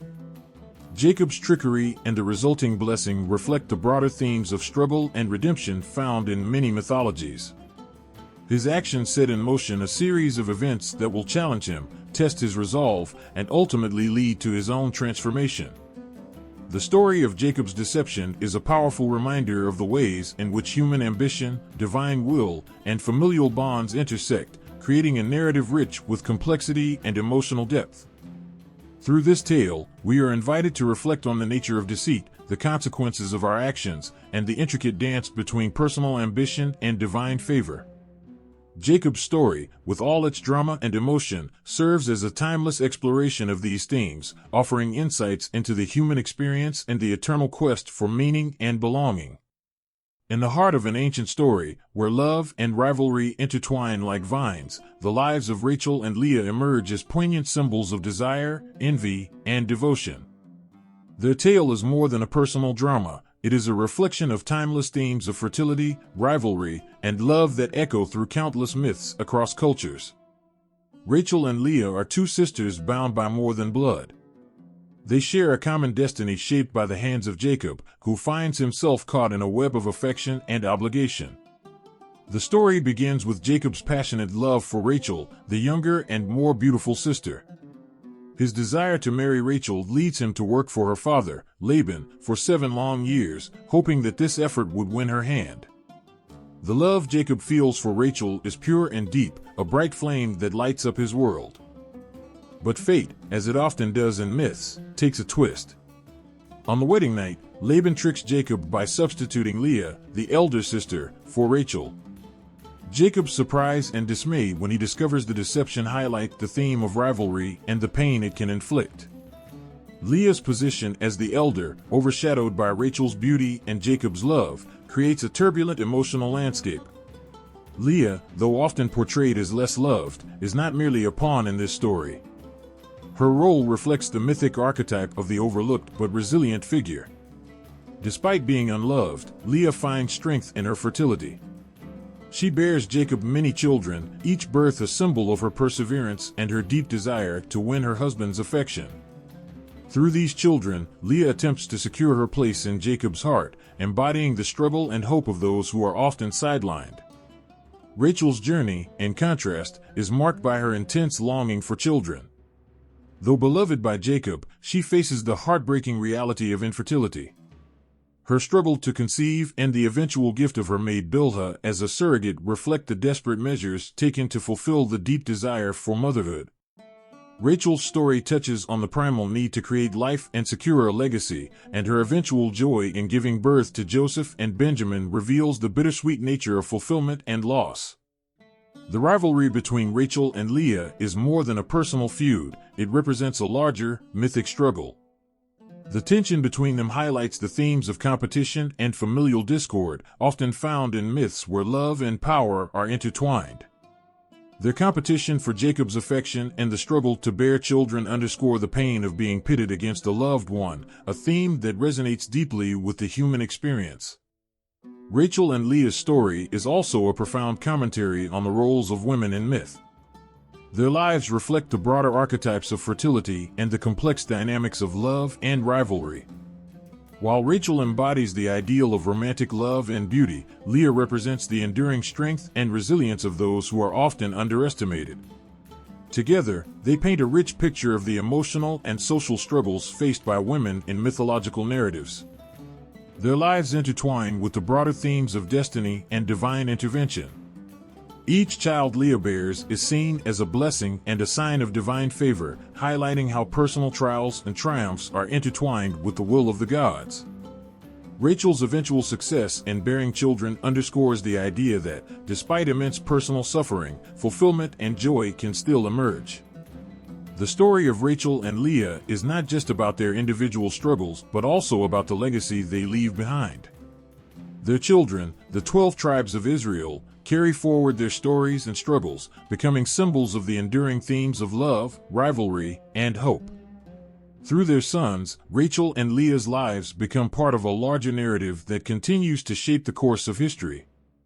In the end, Rachel and Leah's story is a powerful reflection on the complexities of human emotion and relationships.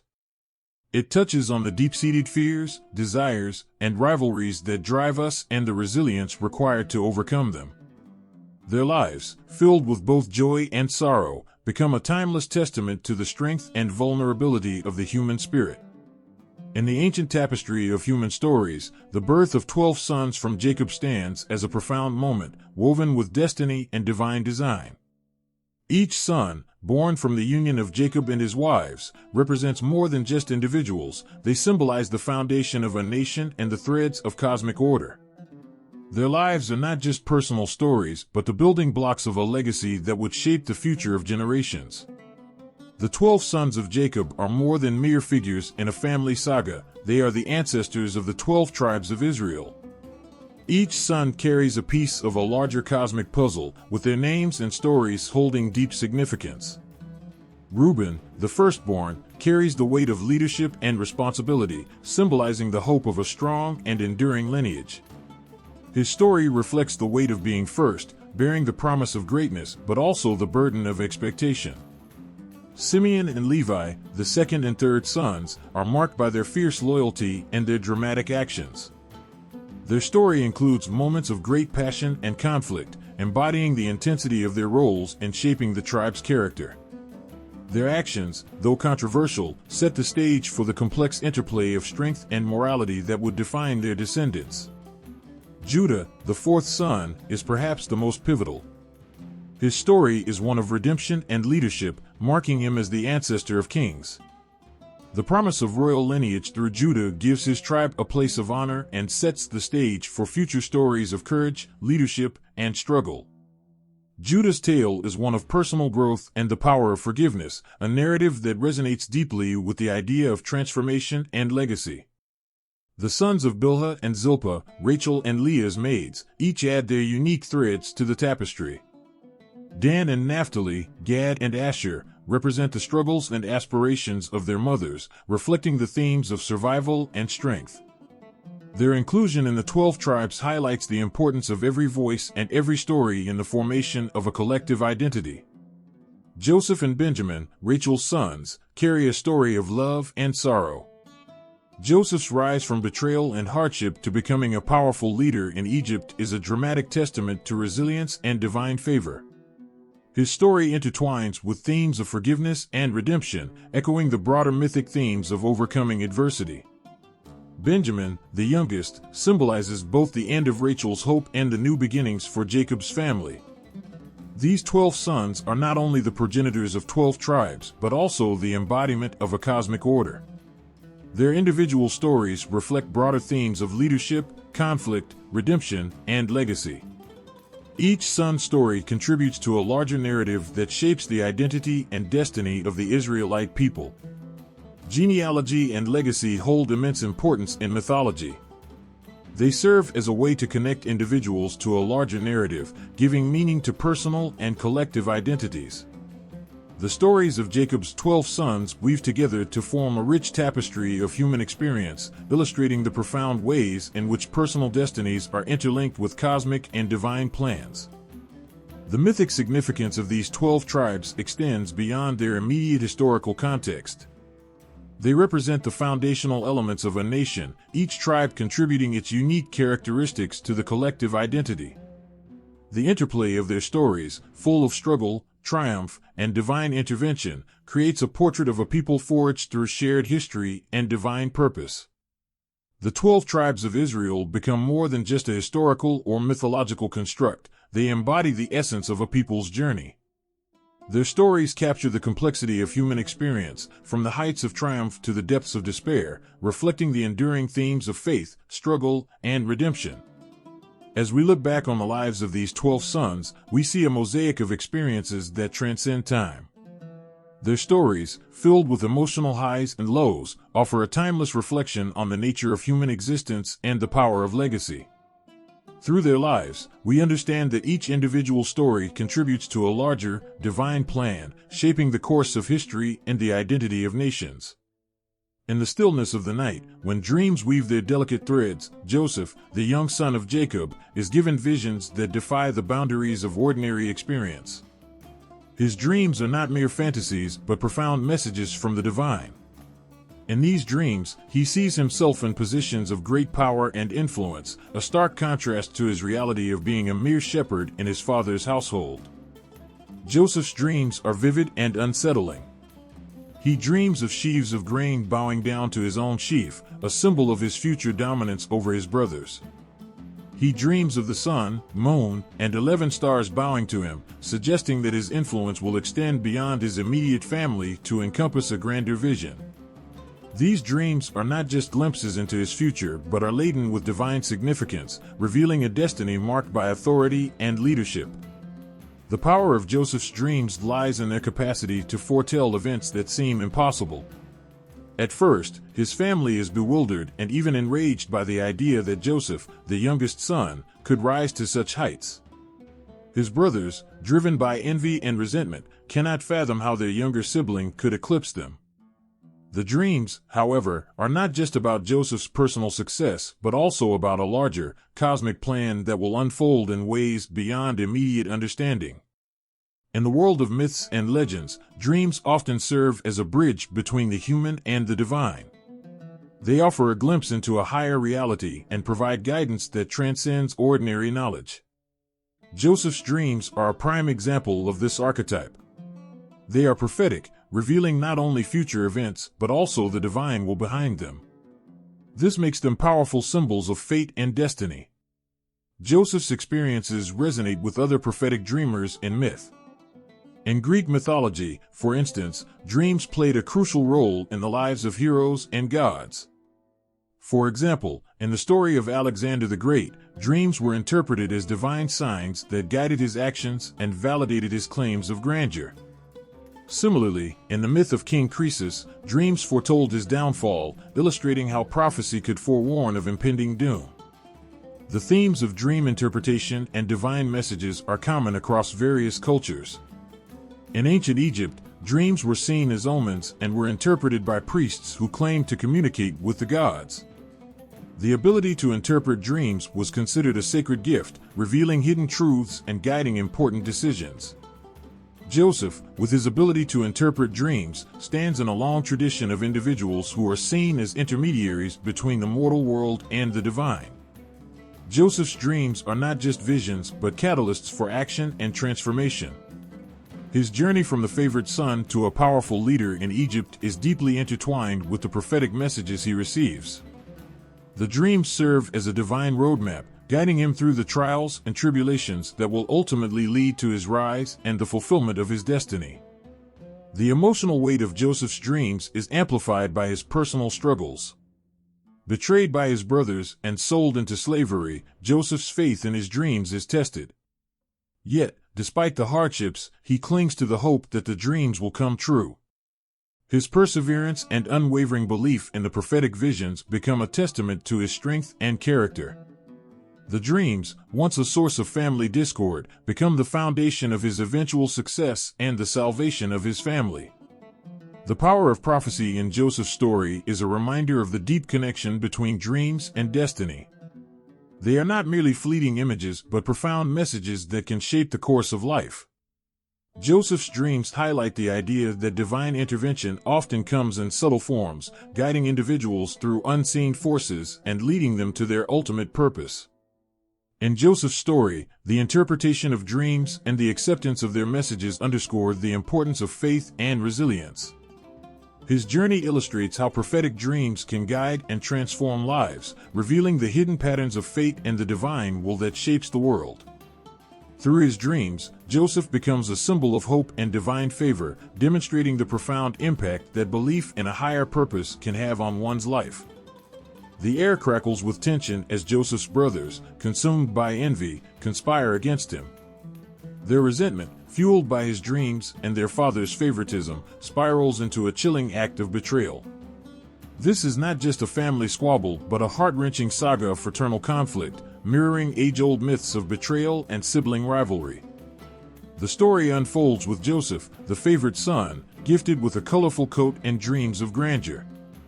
His brothers, burdened by jealousy and driven by the belief that Joseph's rise threatens their place in their father's heart, decide to act on their darkest impulses.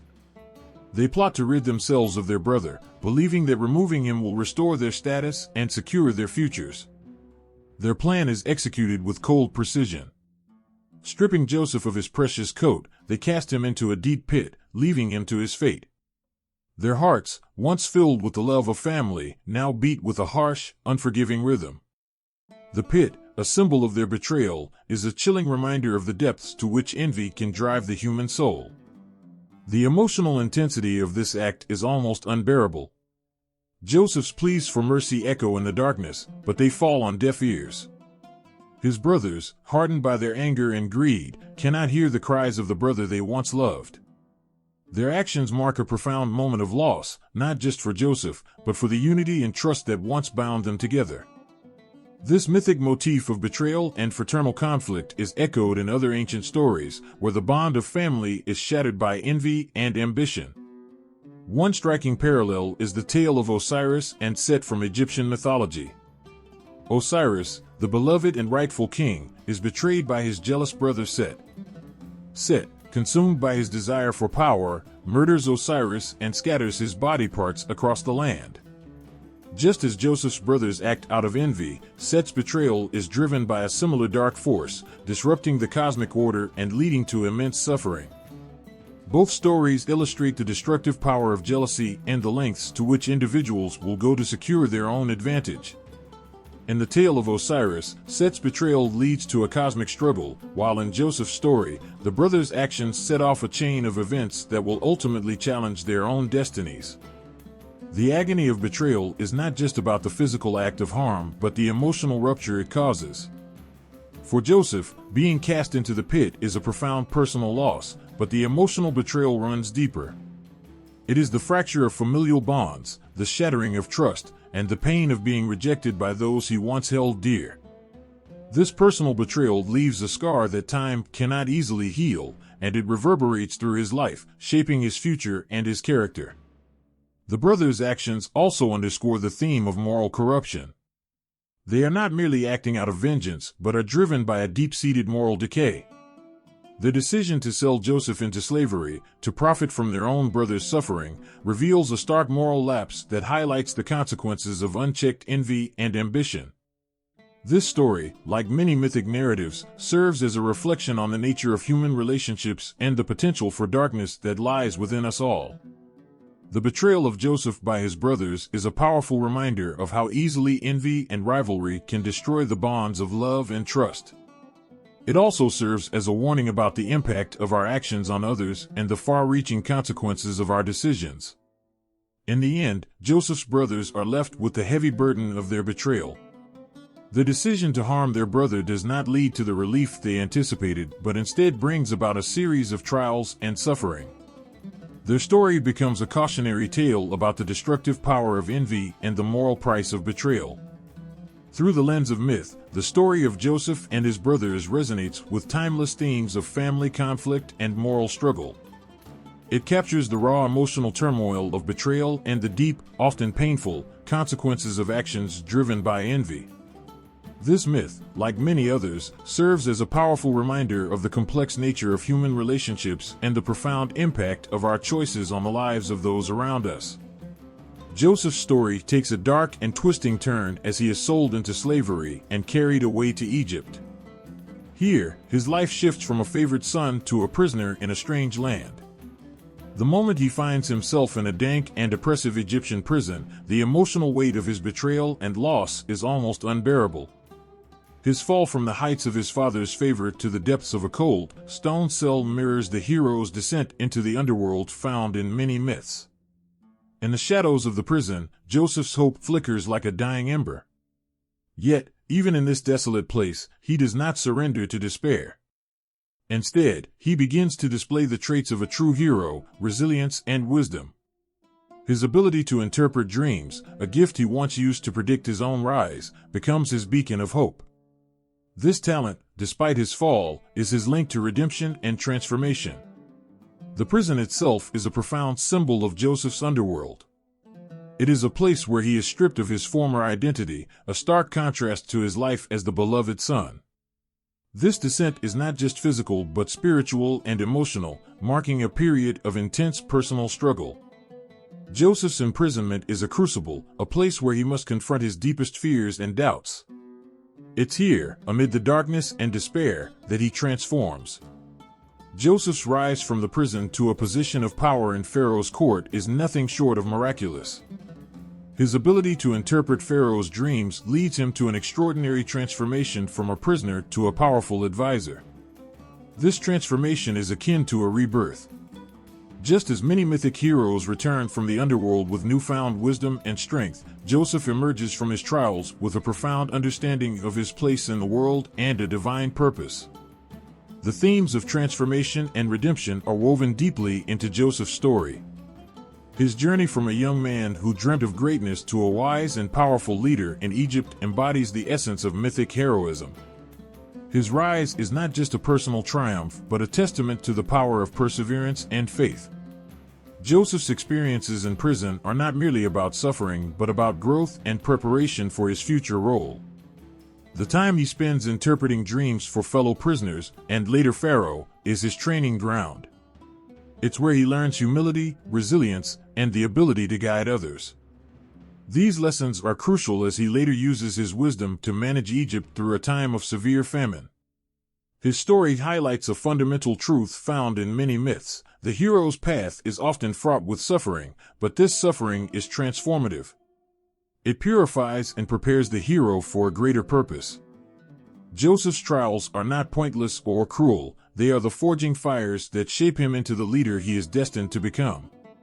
In the end, Joseph's rise from the prison is more than just a personal victory, it's a redemption of his past sufferings and a fulfillment of his earlier dreams. His journey from betrayal and imprisonment to power and influence echoes the mythic themes of rebirth and redemption, offering a powerful narrative about overcoming adversity and finding one's true purpose. Joseph's story is a vivid reminder that even in our darkest moments, there is potential for transformation and redemption. The trials we face can be the crucibles in which our character is forged, leading us to a greater understanding of ourselves and our place in the world. Joseph's rise to power in Pharaoh's court is nothing short of extraordinary. From a forgotten prisoner to the second most powerful man in Egypt, his journey is a profound tale of divine wisdom and governance. When Pharaoh dreams of 7 fat cows being devoured by 7 thin cows, and of 7 healthy ears of grain swallowed by 7 withered ones, he is tormented by these visions. He seeks someone who can unravel their meaning. Enter Joseph, who interprets the dreams with divine insight, revealing that Egypt will face 7 years of plenty followed by 7 years of famine. Pharaoh's decision to elevate Joseph is not just a reward for his dream interpretation. It's an acknowledgement of Joseph's exceptional wisdom and foresight. Pharaoh recognizes that Joseph's understanding of the dreams reflects a divine guidance that surpasses mere human knowledge.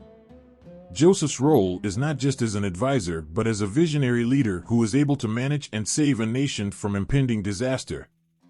The story of Joseph and Pharaoh beautifully illustrates the theme of divine wisdom in leadership. Joseph's wisdom is not merely practical, it is profoundly inspired by his connection with the divine.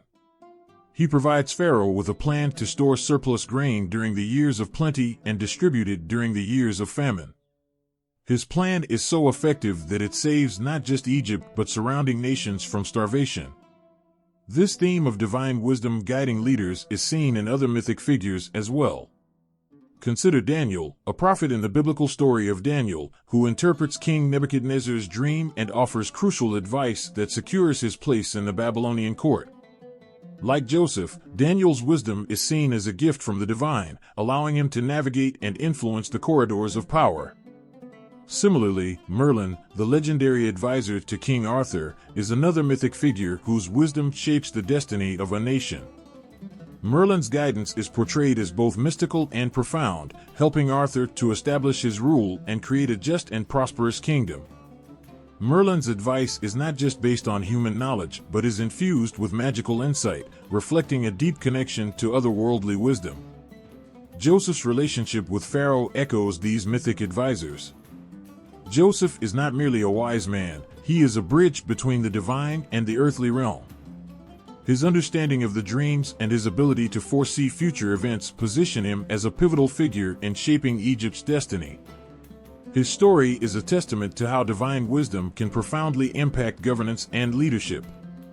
The emotional weight of Joseph's story is immense. He is not just a figure of power, but one who uses his position to bring about good.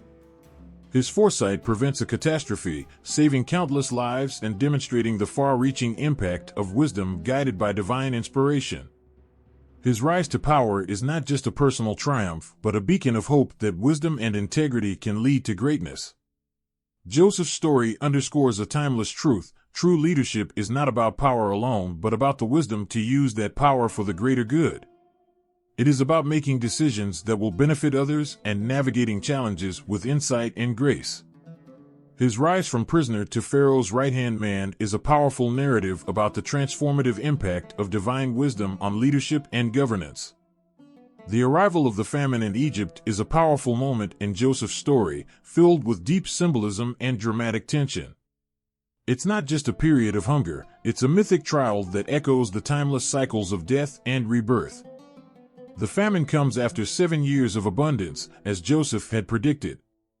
The years of plenty were a time of growth and prosperity, where the land overflowed with food, and people celebrated the fruits of their labor. But as the 7 years of famine began, the lush fields turned barren, and the once full granaries empty. The land, which had been so generous, now becomes a place of desperation. This shift from plenty to famine represents more than just a change in the weather. It mirrors the natural cycle of life itself, a cycle of growth, decay, and renewal. In mythic terms, the famine symbolizes death, the end of a prosperous era. But it is also a crucial part of the rebirth cycle. The hardships faced during the famine set the stage for transformation and renewal, much like how the end of a season prepares the ground for the next. During this time of scarcity, people from all over come to Egypt to buy grain. The famine is not just a local event, it's a universal trial that affects everyone. It serves as a powerful reminder of the fragility of human life and the thin thread by which prosperity hangs. As people struggle to feed their families and survive, the true nature of human dependence on the earth and on each other becomes starkly visible. Joseph's role during the famine is a testament to his wisdom and preparation. He uses the surplus grain stored during the years of plenty to feed the hungry, both Egyptians and those from other lands. His foresight and planning ensure that Egypt not only survives, but becomes a place of refuge during this dark period. The famine also brings about profound personal changes. For Joseph's brothers, it marks a moment of reckoning. They come to Egypt seeking food, not knowing that the powerful man in charge is their long-lost brother. The experience forces them to confront their past actions and seek forgiveness. The famine thus becomes a catalyst for emotional and spiritual renewal. In a broader sense, the famine and its resolution highlight a fundamental truth about life, that even in times of great suffering, there is the potential for growth and new beginnings. The cycle of abundance and scarcity, death and rebirth, reflects the ongoing process of change that characterizes human existence. The emotions stirred by this story are profound. The fear of famine and the desperation it causes can be deeply unsettling, yet the hope and redemption that follow offer a powerful message of resilience and faith. As the famine brings people to the brink, it also paves the way for healing and renewal, reminding us that even in our darkest moments, there is the potential for transformation and a new dawn. Joseph's handling of the famine, his role as a savior during this period of trial, and the eventual reconciliation with his brothers all illustrate the deep mythic significance of this story. It's not just about survival, it's about the enduring human spirit and the hope that, after every cycle of hardship, there can be a rebirth and a new beginning. The moment the brothers from Canaan stand before Joseph in Egypt is charged with raw, palpable tension. They do not know that the man who holds their fate in his hands is their estranged brother. The weight of their past actions hangs heavy in the air as they bow before him, begging for food to save their families from the terrible famine. Joseph, now a powerful figure in Egypt, is faced with a monumental decision.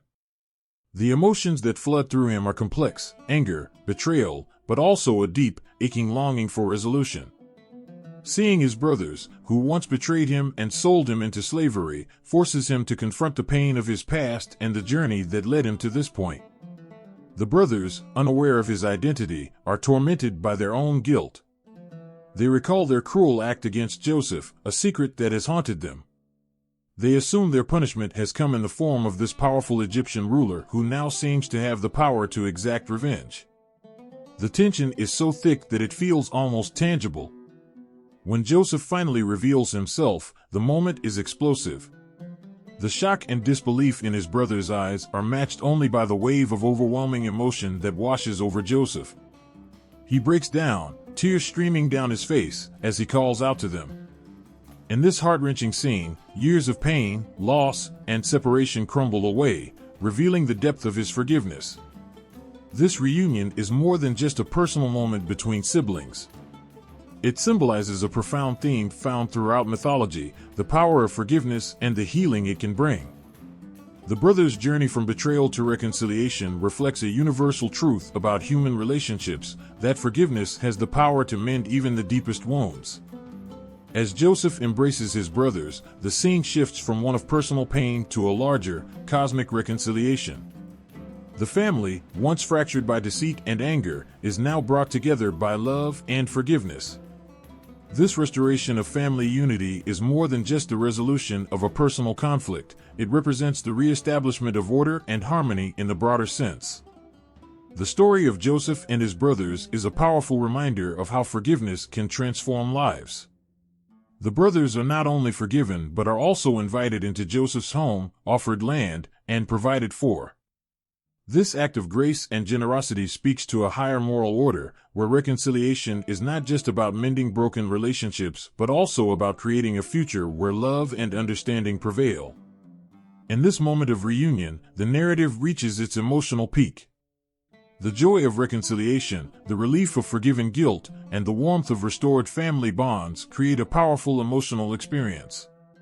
The brothers' realization of Joseph's true identity and his act of forgiveness brings closure to their shared past and opens a new chapter filled with hope and renewal. The themes of forgiveness and reconciliation are central to this story. They resonate deeply because they reflect fundamental human experiences. The struggle for forgiveness, the pain of past mistakes, and the healing power of reconciling with loved ones are universal experiences that touch the heart. As the family is reunited and begins to rebuild their lives together, the emotional weight of their past mistakes and the beauty of their renewed bond create a poignant and moving conclusion. The story of Joseph and his brothers stands as a testament to the enduring power of forgiveness and the possibility of redemption, no matter how deep the wounds may be. As Jacob nears the end of his life, the atmosphere is thick with emotion. Gathered around him are his sons, the 12 tribes of Israel, each one waiting to receive their father's final words. The room is hushed, the weight of the moment pressing down on everyone present. Jacob's voice, though frail, carries the deep significance of a lifetime of experience, filled with both the sorrows and triumphs of his journey. Jacob's final blessings are more than just words of farewell, they are prophetic visions of the future. Each blessing is a potent mix of love, concern, and foresight, casting a shadow over the destinies of his sons and their descendants. His words are laden with the weight of his hopes and his concerns, each blessing reflecting his deep understanding of his children's unique qualities and futures. As Jacob blesses each son, he paints vivid pictures of their futures. Reuben, the firstborn, is told of his instability, a foreshadowing of the struggles his descendants will face. Simeon and Levi receive a harsh prophecy, reflecting their violence and its repercussions on their tribes. Judah's blessing, however, is filled with promise and hope, forecasting a royal line that will lead to great leaders and eventual kings. Each blessing is a thread in the larger tapestry of Israel's future, weaving together the destinies of 12 tribes into a complex, interwoven pattern. These deathbed blessings are not just about predicting the future, they are about shaping it. In many cultures and mythologies, the final words of a father or a leader have immense power. They are seen as a way to bestow wisdom, to offer guidance, and to influence the course of events long after the speaker is gone. Jacob's blessings carry this weight, serving as both a final testament to his sons and a guiding light for the generations to come. Jacob's prophecies resonate deeply with the idea that our final words can have lasting impact. His blessings are filled with emotional depth, each one a reflection of his complex relationship with his children and his understanding of their futures. The pain and joy of his life are distilled into these last moments, giving them a profound significance that transcends the immediate moment. As Jacob takes his final breaths, his sons are left with more than just his blessings, they are left with a legacy. His words will guide them, shape their actions, and influence their decisions. In the ancient world, such blessings were believed to hold divine power, shaping not just the immediate future but the very essence of the tribes and their place in the world. Jacob's death is a moment of profound transition. It marks the end of one era and the beginning of another. His blessings, filled with both harsh truths and hopeful visions, act as a bridge between his life and the future of his family. They serve as a reminder of the deep connections between past, present, and future, showing how the actions and decisions of one generation can ripple through time, shaping the lives of those who come after. The scene is heart-wrenching and powerful. Jacob's final moments are filled with a mixture of sadness and hope as he looks back on his life and forward to the futures of his sons. His blessings are a gift, a final act of love and guidance that will echo through the generations. The emotional weight of these final words is felt by all, underscoring the deep bond between father and sons and the enduring power of prophetic words. In the end, Jacob's deathbed blessings are a testament to the enduring power of words and the deep connections that bind families together. His final prophecies, filled with both harsh truths and hopeful promises, create a powerful legacy that will shape the future of his family and their place in the world. The news of Joseph's death reaches the people of Egypt like a somber wave, spreading across the land where he has left an indelible mark. As he takes his final breath, the grandeur of his life story is reflected in the tears and mourning that follow. The once proud governor, who had risen from the depths of despair to become a beacon of hope and a savior, now leaves behind a legacy that will shape the future of his people and his family. Joseph's legacy is not just about his rise from slavery to power, but about the profound impact he has had on the people around him. His ability to interpret dreams and provide for Egypt during a time of famine saved countless lives and secured his place in history as a hero. His wisdom and foresight turned him into a symbol of divine providence and leadership, embodying the qualities of a mythic hero whose influence endures beyond death. His story resonates with timeless themes of redemption and resilience. Joseph's life, marked by betrayal and triumph, serves as a powerful reminder of the potential for greatness within every individual. His legacy is woven into the fabric of Egyptian society and the family of Israel, making him a bridge between two worlds and two cultures. The narrative of his life and death becomes a touchstone for understanding the complex interplay of fate, family, and leadership. The continuity of Joseph's legacy is evident in the way his story is remembered and honored. After his death, his influence continues to be felt through the generations. The traditions and practices he established during his lifetime, such as the management of resources and the provision for the people during times of need, remain deeply ingrained in the culture and practices of Egypt. His name becomes synonymous with wisdom and foresight, a guiding light for future leaders and a symbol of hope for the downtrodden. In the mythic tradition, heroes like Joseph are often remembered not just for their deeds in life, but for the enduring impact they have on their communities and the stories told about them. Joseph's legacy is preserved through the stories passed down through generations, where his virtues and achievements continue to inspire and guide. His death marks the end of an era, but his influence carries on, shaping the lives of those who come after him. The way Joseph's legacy is celebrated and remembered highlights the power of mythic heroes to transcend their mortal lives. His story becomes a source of inspiration and a moral guide, showing how the actions and virtues of one individual can ripple through time, affecting the lives of countless others. In the hearts and minds of the people, Joseph lives on as a symbol of hope, wisdom, and the triumph of the human spirit.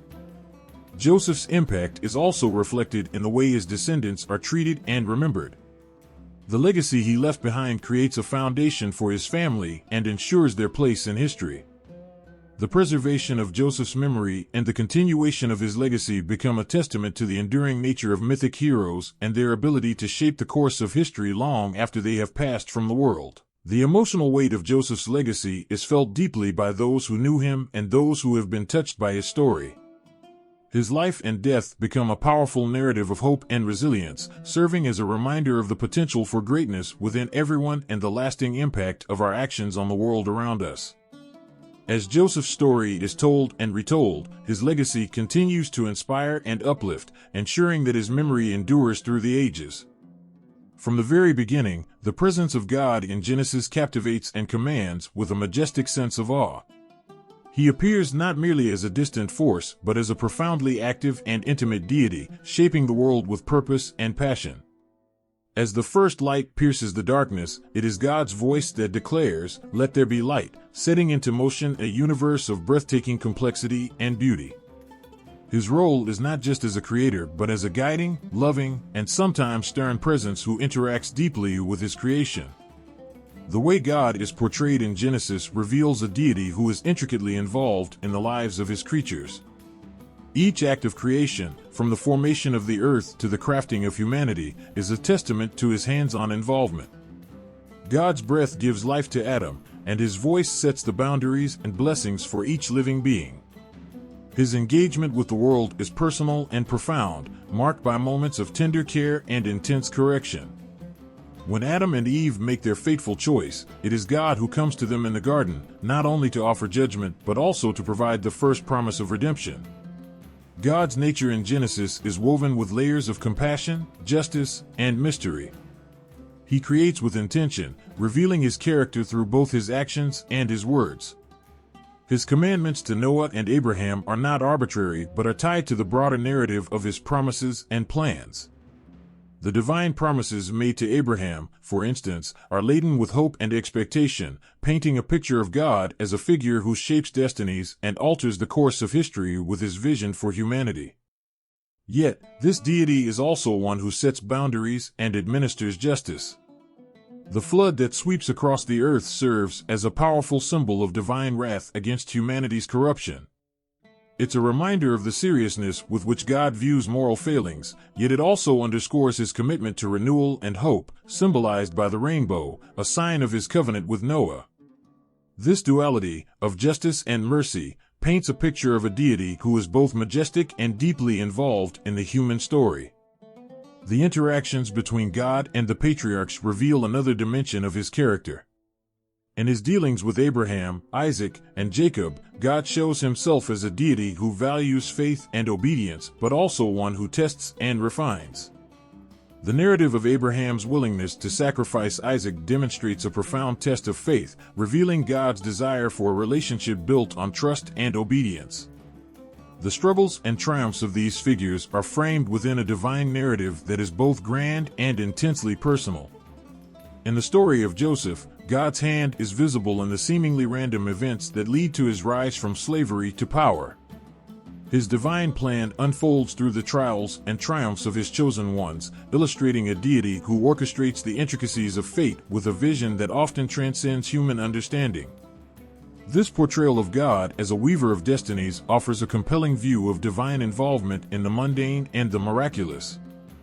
The role of God in Genesis also reflects the broader mythological themes of order and chaos.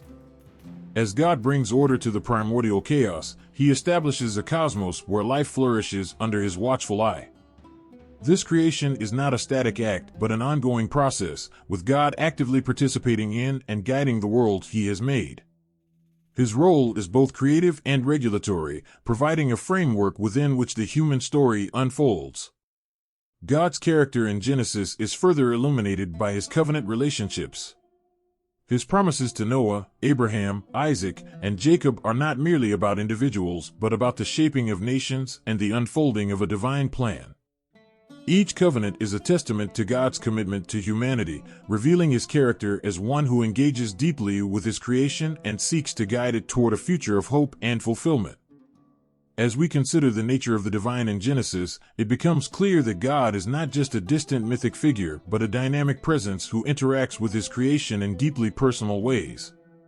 His involvement in the lives of the patriarchs, his responses to human actions, and his orchestration of events all highlight a deity who is both transcendent and immanent, shaping history with a blend of justice, mercy, and profound love.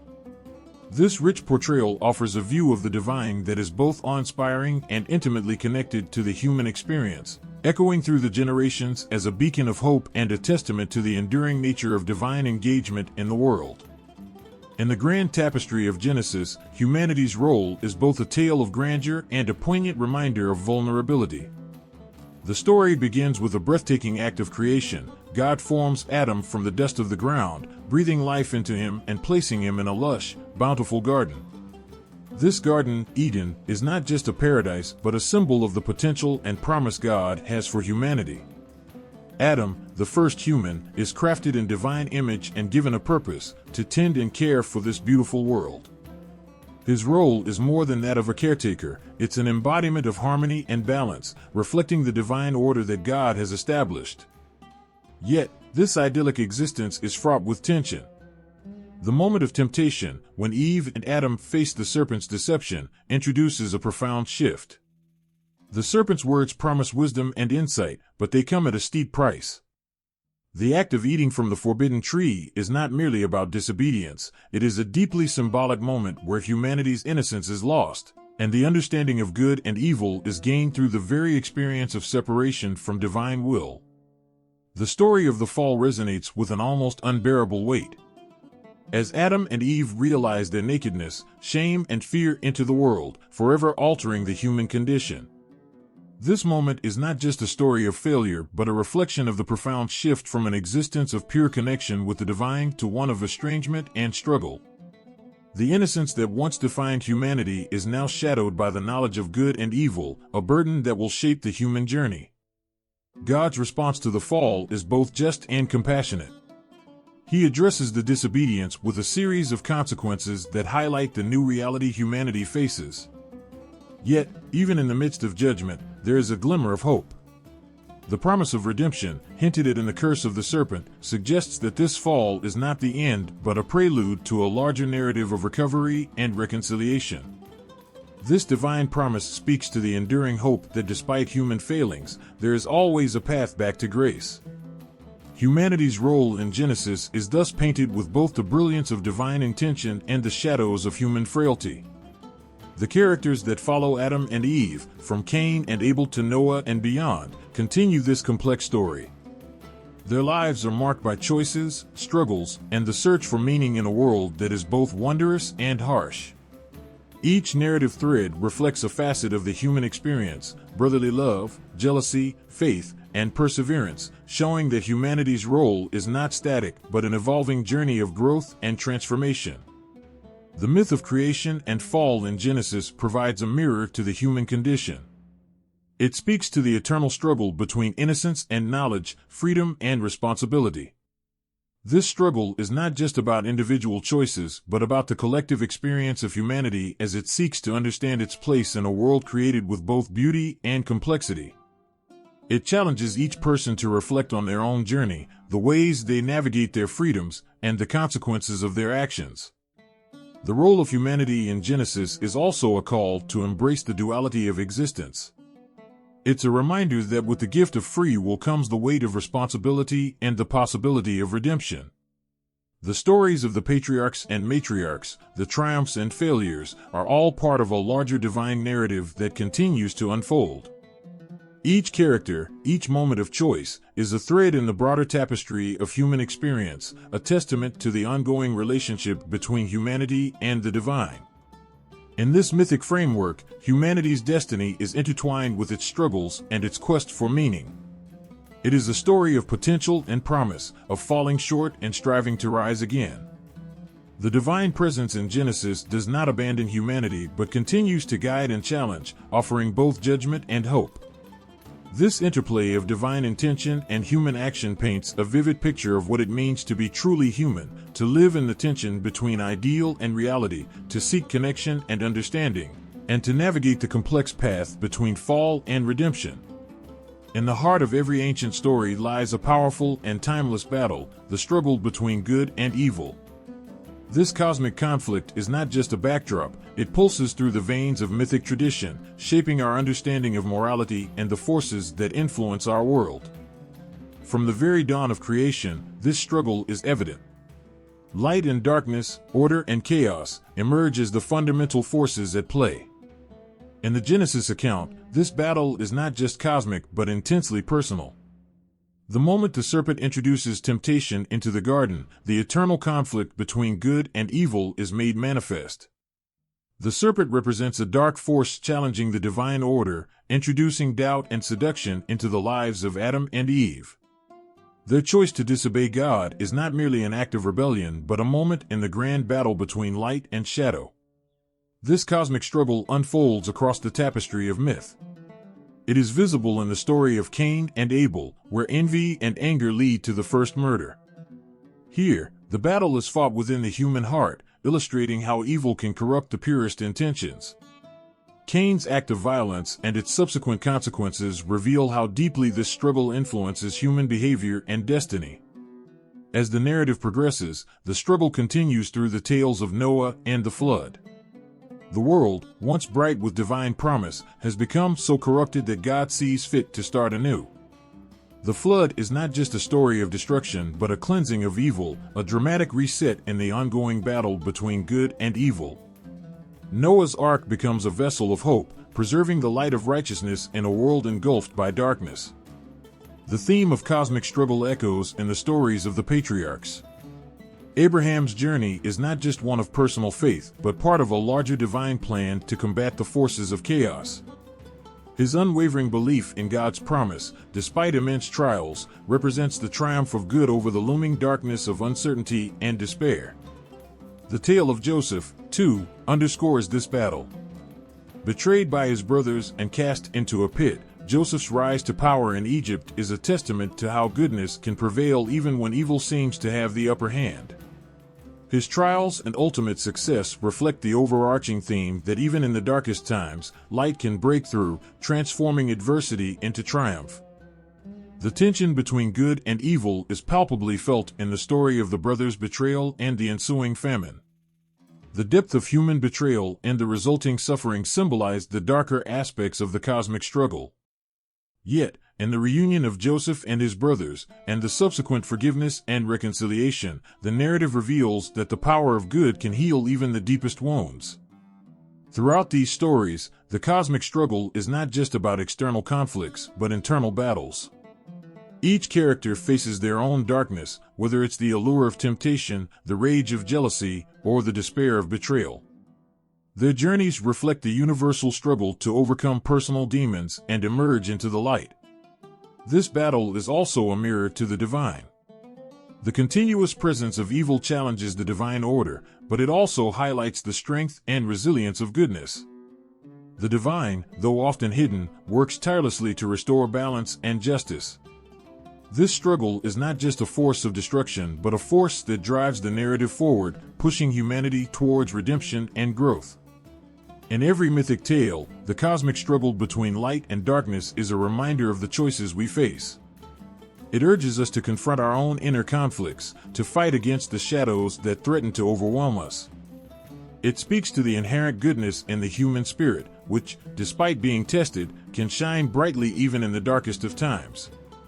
The overarching battle between good and evil is not just a cosmic narrative, but a deeply personal one. It resonates with our own experiences of struggle, hope, and redemption. It is a powerful reminder that, even when darkness seems to dominate, the light of righteousness and hope is always present, waiting to emerge and lead us towards a brighter future.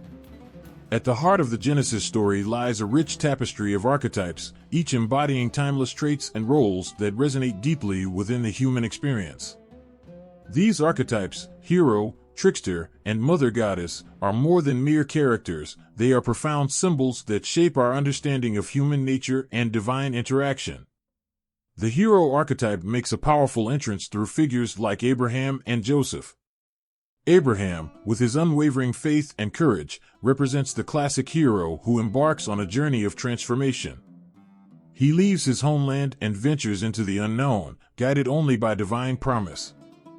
His story is a profound example of the hero's journey, marked by trials, sacrifices, and ultimately, triumph.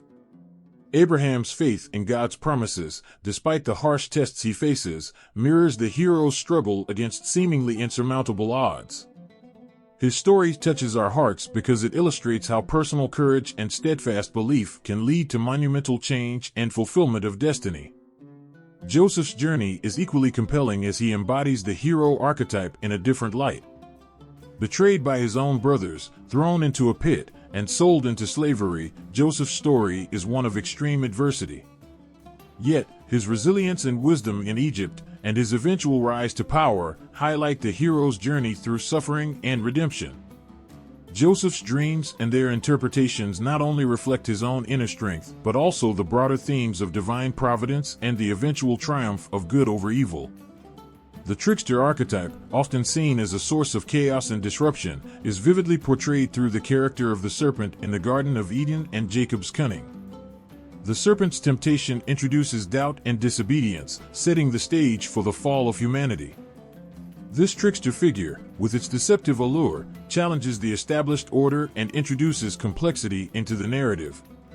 The trickster's role is not merely to cause trouble but to provoke growth and self-awareness. Through its actions, the trickster pushes other characters to confront their flaws and make profound choices, which ultimately shape their destinies. Jacob, with his cleverness in obtaining Esau's birthright and his deceptive acquisition of Isaac's blessing, exemplifies the trickster archetype. His actions, though morally ambiguous, lead to significant shifts in the narrative. Jacob's trickery, while initially causing strife, also sets the stage for a new generation of leaders and the unfolding of God's plan for his chosen people. The trickster's role in Genesis, therefore, is to challenge and disrupt, forcing characters and readers alike to reflect on the nature of justice, loyalty, and divine will. The mother goddess archetype is pointedly represented through figures like Eve and Sarah. Eve, as the first woman, embodies the nurturing and life-giving aspects of the mother goddess, yet her story also touches on themes of vulnerability and the consequences of human choices. Sarah, on the other hand, represents hope and perseverance. Her story of barrenness and eventual joy in bearing Isaac at an advanced age speaks to the power of faith and divine intervention. The mother goddess archetype in Genesis underscores themes of creation, nurturing, and the deep connection between life, fertility, and divine purpose. These archetypes interact in ways that drive the narrative and evoke deep emotional responses. The hero's courage and trials, the trickster's disruption and lessons, and the mother goddess's nurturing and endurance create a rich and multifaceted tapestry. They resonate with our own experiences of struggle, transformation, and growth. The stories of Genesis, with their vivid archetypes, offer powerful lessons. They reflect universal human experiences, struggles with faith, the consequences of choices, the challenges of leadership, and the enduring hope for redemption. Through these archetypes, the Genesis narrative not only tells a story of ancient times, but also speaks to the timeless aspects of the human condition. It reminds us that our own journeys, filled with trials and triumphs, are part of a larger, cosmic pattern of struggle, growth, and eventual fulfillment. In the Genesis story, nature is not just a backdrop, it is a living, breathing entity deeply entwined with the divine and human experience. From the moment of creation, the natural world is portrayed as a masterpiece of divine order and purpose, reflecting the profound connection between the Creator and the created. The opening scene in Genesis paints a powerful image of nature's role. God's creation of the world begins with a chaotic void, and from this emptiness, light and order emerge. The act of creation itself is portrayed as a deliberate, harmonious process. The separation of light from darkness, the formation of land and sea, and the creation of life are not random acts but thoughtful, intentional steps that lay the foundation for the world. Each element, land, sea, sky, plants, and animals, is created with care and purpose, demonstrating the beauty and intricacy of divine design.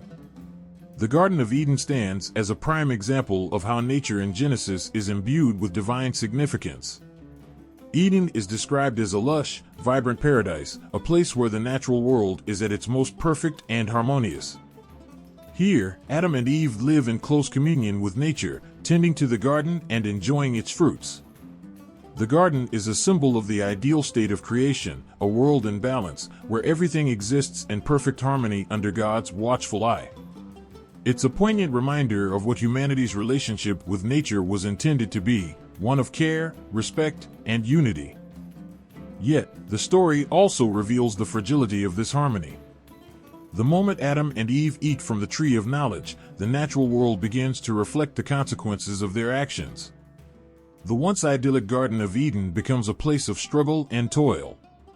This transition from paradise to a world of hardship underscores the idea that nature is closely tied to human choices and actions. The curse of toil and pain reflects a cosmic shift from the divine order to a world where humanity must now navigate the complexities and challenges of life. Nature's role in Genesis goes beyond mere setting. It is a crucial player in the unfolding drama of human existence. The flood narrative with Noah illustrates nature's power and its role in divine judgment. The flood is not just a natural disaster but a divine cleansing, a way to reset and renew the world after humanity's corruption. Noah's Ark represents hope and redemption, a sanctuary where life is preserved amidst destruction. This story emphasizes that nature is both a source of life and a force of transformation, capable of both creation and destruction. The concept of divine order is further explored through the patterns and cycles observed in nature. The regularity of day and night, the changing seasons, and the growth of plants all reflect a sense of order and purpose embedded in creation. This order is not arbitrary, it mirrors the divine will and intention behind the natural world. The creation story in Genesis establishes that nature operates within a framework designed by God, a framework that guides the rhythms of life and the natural order. As humanity's relationship with nature evolves, so does its understanding of divine order.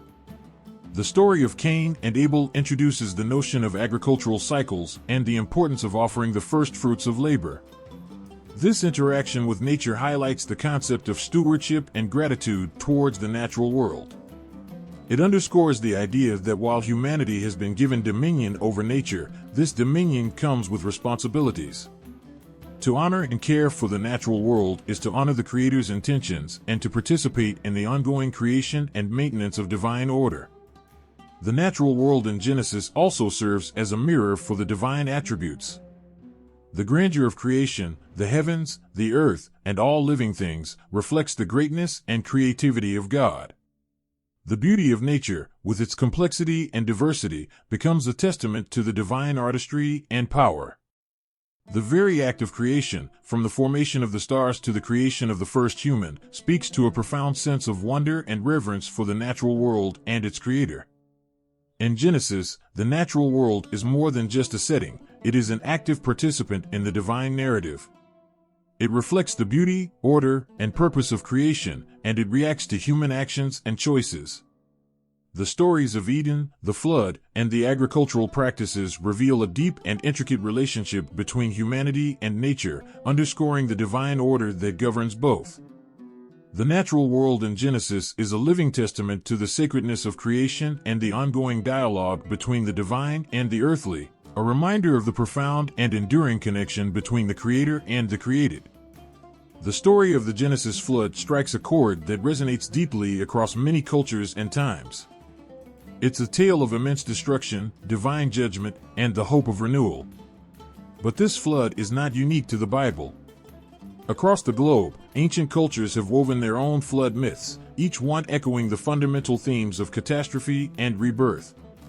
In the Genesis narrative, the flood comes as a divine response to humanity's wickedness. God decides to cleanse the world of corruption, sparing only Noah, his family, and a selection of animals.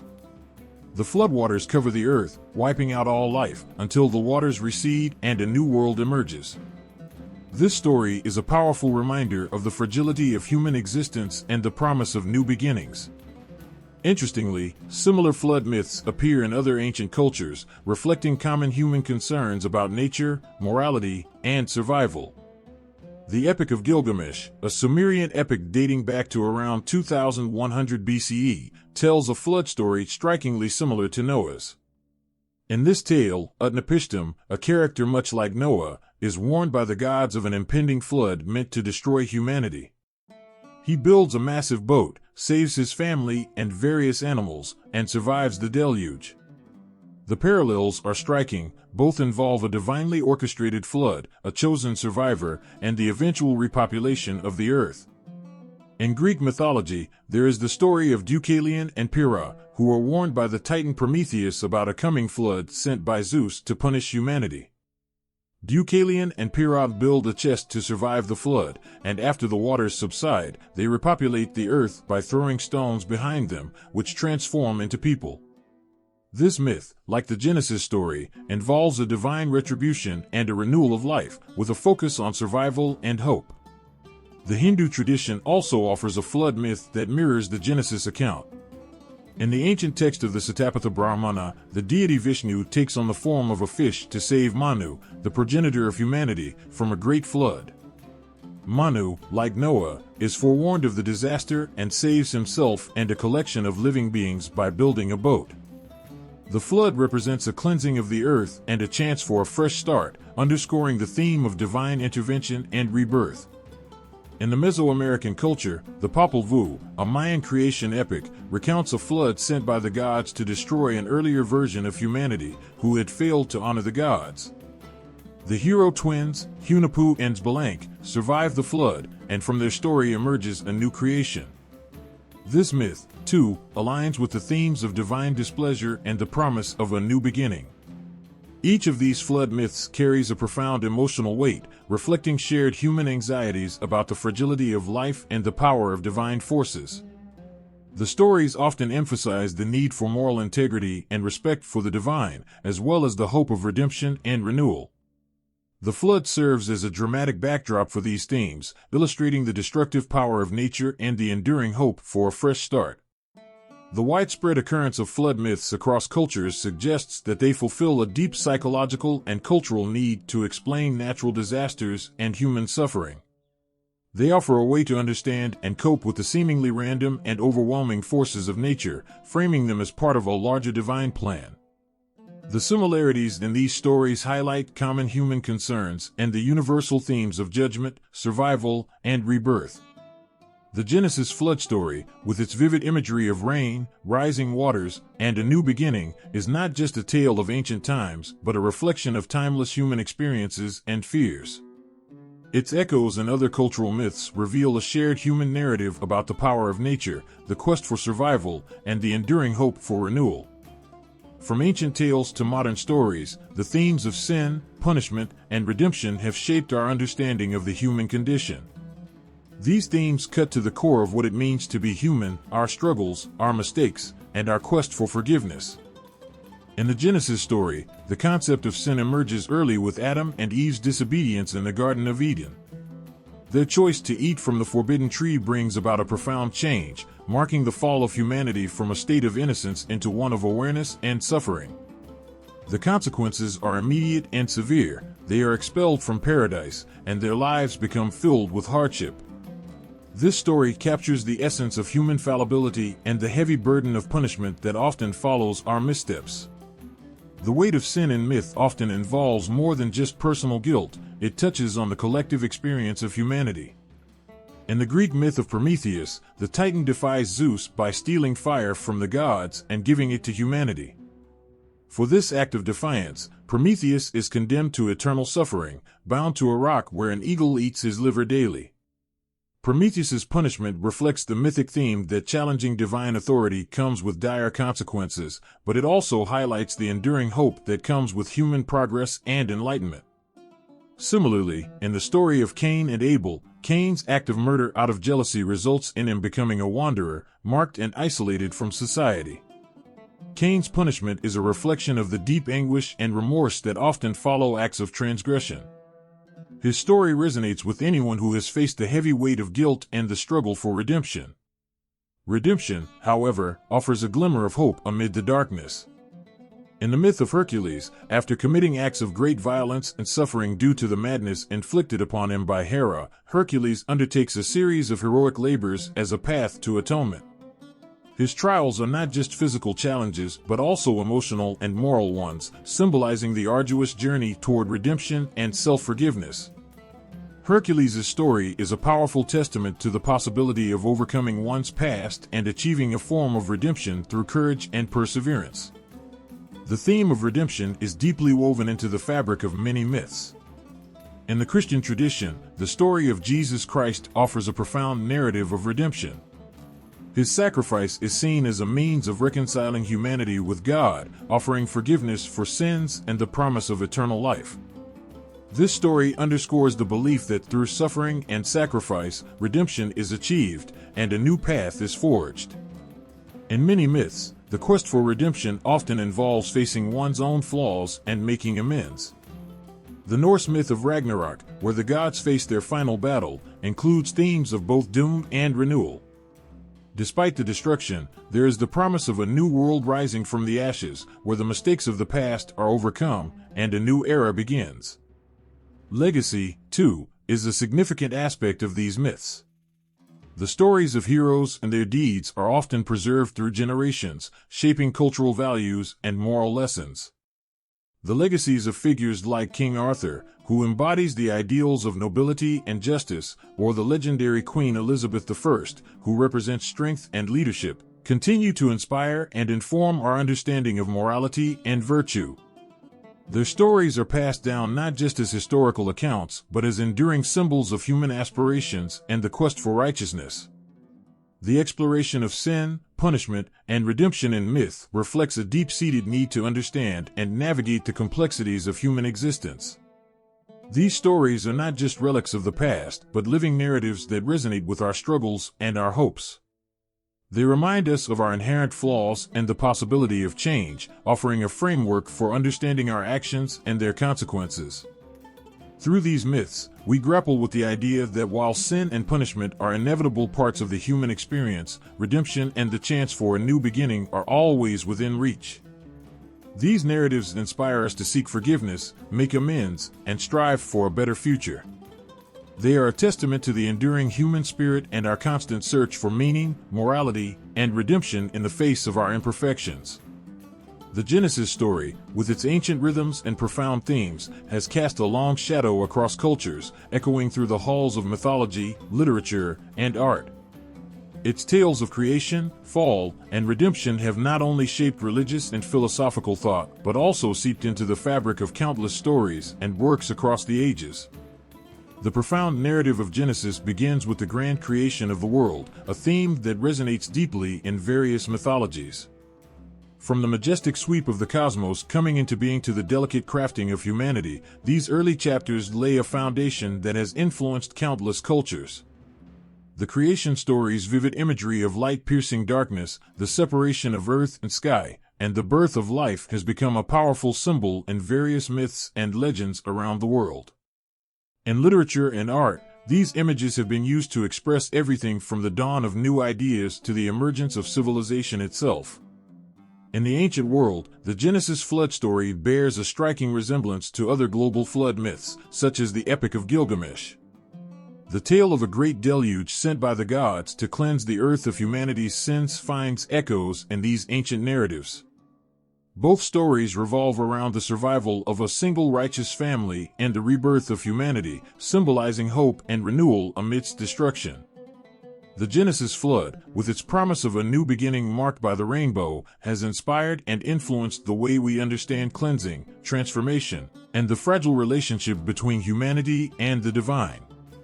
The theme of sin and redemption, central to Genesis, has echoed through literature and art. The story of Adam and Eve's fall from grace, their expulsion from Eden, and the subsequent struggles of their descendants have been a rich source of inspiration. From John Milton's Paradise Lost, which explores the themes of temptation and fall with rich, poetic depth, to more modern interpretations, the Genesis narrative has provided a framework for exploring human imperfection and the quest for forgiveness. The image of the forbidden fruit, the serpent's deceit, and the loss of innocence have all been reimagined in various works, reflecting the deep-seated human fears and hopes that Genesis so powerfully evokes. The Genesis story's influence extends to the character archetypes it introduces. Figures like the wise patriarch Noah and the troubled but resilient Job have become symbols in their own right. Noah's unwavering faith amidst the flood has inspired countless tales of perseverance and hope. Job's trials and unwavering faith in the face of suffering have become a touchstone for exploring themes of endurance and divine justice. These archetypes continue to appear in literature and culture, illustrating how Genesis has shaped our understanding of virtue, struggle, and redemption. The impact of Genesis is also seen in the portrayal of divine justice and morality. The narratives of Cain and Abel, and the subsequent judgment of cities like Sodom and Gomorrah, have influenced how cultures think about sin and its consequences. These stories, with their stark moral lessons, have been reflected in various legal and ethical systems, reinforcing the idea that justice and retribution are central to the human experience. They serve as a backdrop for discussions on morality, ethics, and the consequences of human actions. Genesis has also left an indelible mark on visual art and music. From Renaissance paintings to contemporary sculpture, the imagery of Genesis has inspired countless works. Michelangelo's depiction of the creation of Adam, with its dramatic portrayal of God reaching out to give life to Adam, captures the awe and majesty of the creation story. This image, along with others inspired by Genesis, continues to move and inspire viewers with its depiction of divine touch and human potential. In modern culture, the Genesis story resonates in unexpected places, from films to popular music. Themes of creation, fall, and redemption can be found in many narratives, illustrating how deeply ingrained these ancient stories are in our collective imagination. Filmmakers and artists often draw on Genesis to explore fundamental questions about existence, identity, and morality, demonstrating how these ancient narratives still speak to our deepest concerns and aspirations. Genesis has woven itself into the fabric of human storytelling, reflecting our enduring quest to understand the divine, the nature of good and evil, and the human condition. Its myths have not only shaped religious and philosophical thought, but have also inspired a vast array of creative works that continue to touch the hearts and minds of people around the world. Through its powerful imagery, profound themes, and timeless archetypes, Genesis endures as a cornerstone of cultural and artistic expression, reminding us of the profound connections between ancient myths and our own lives.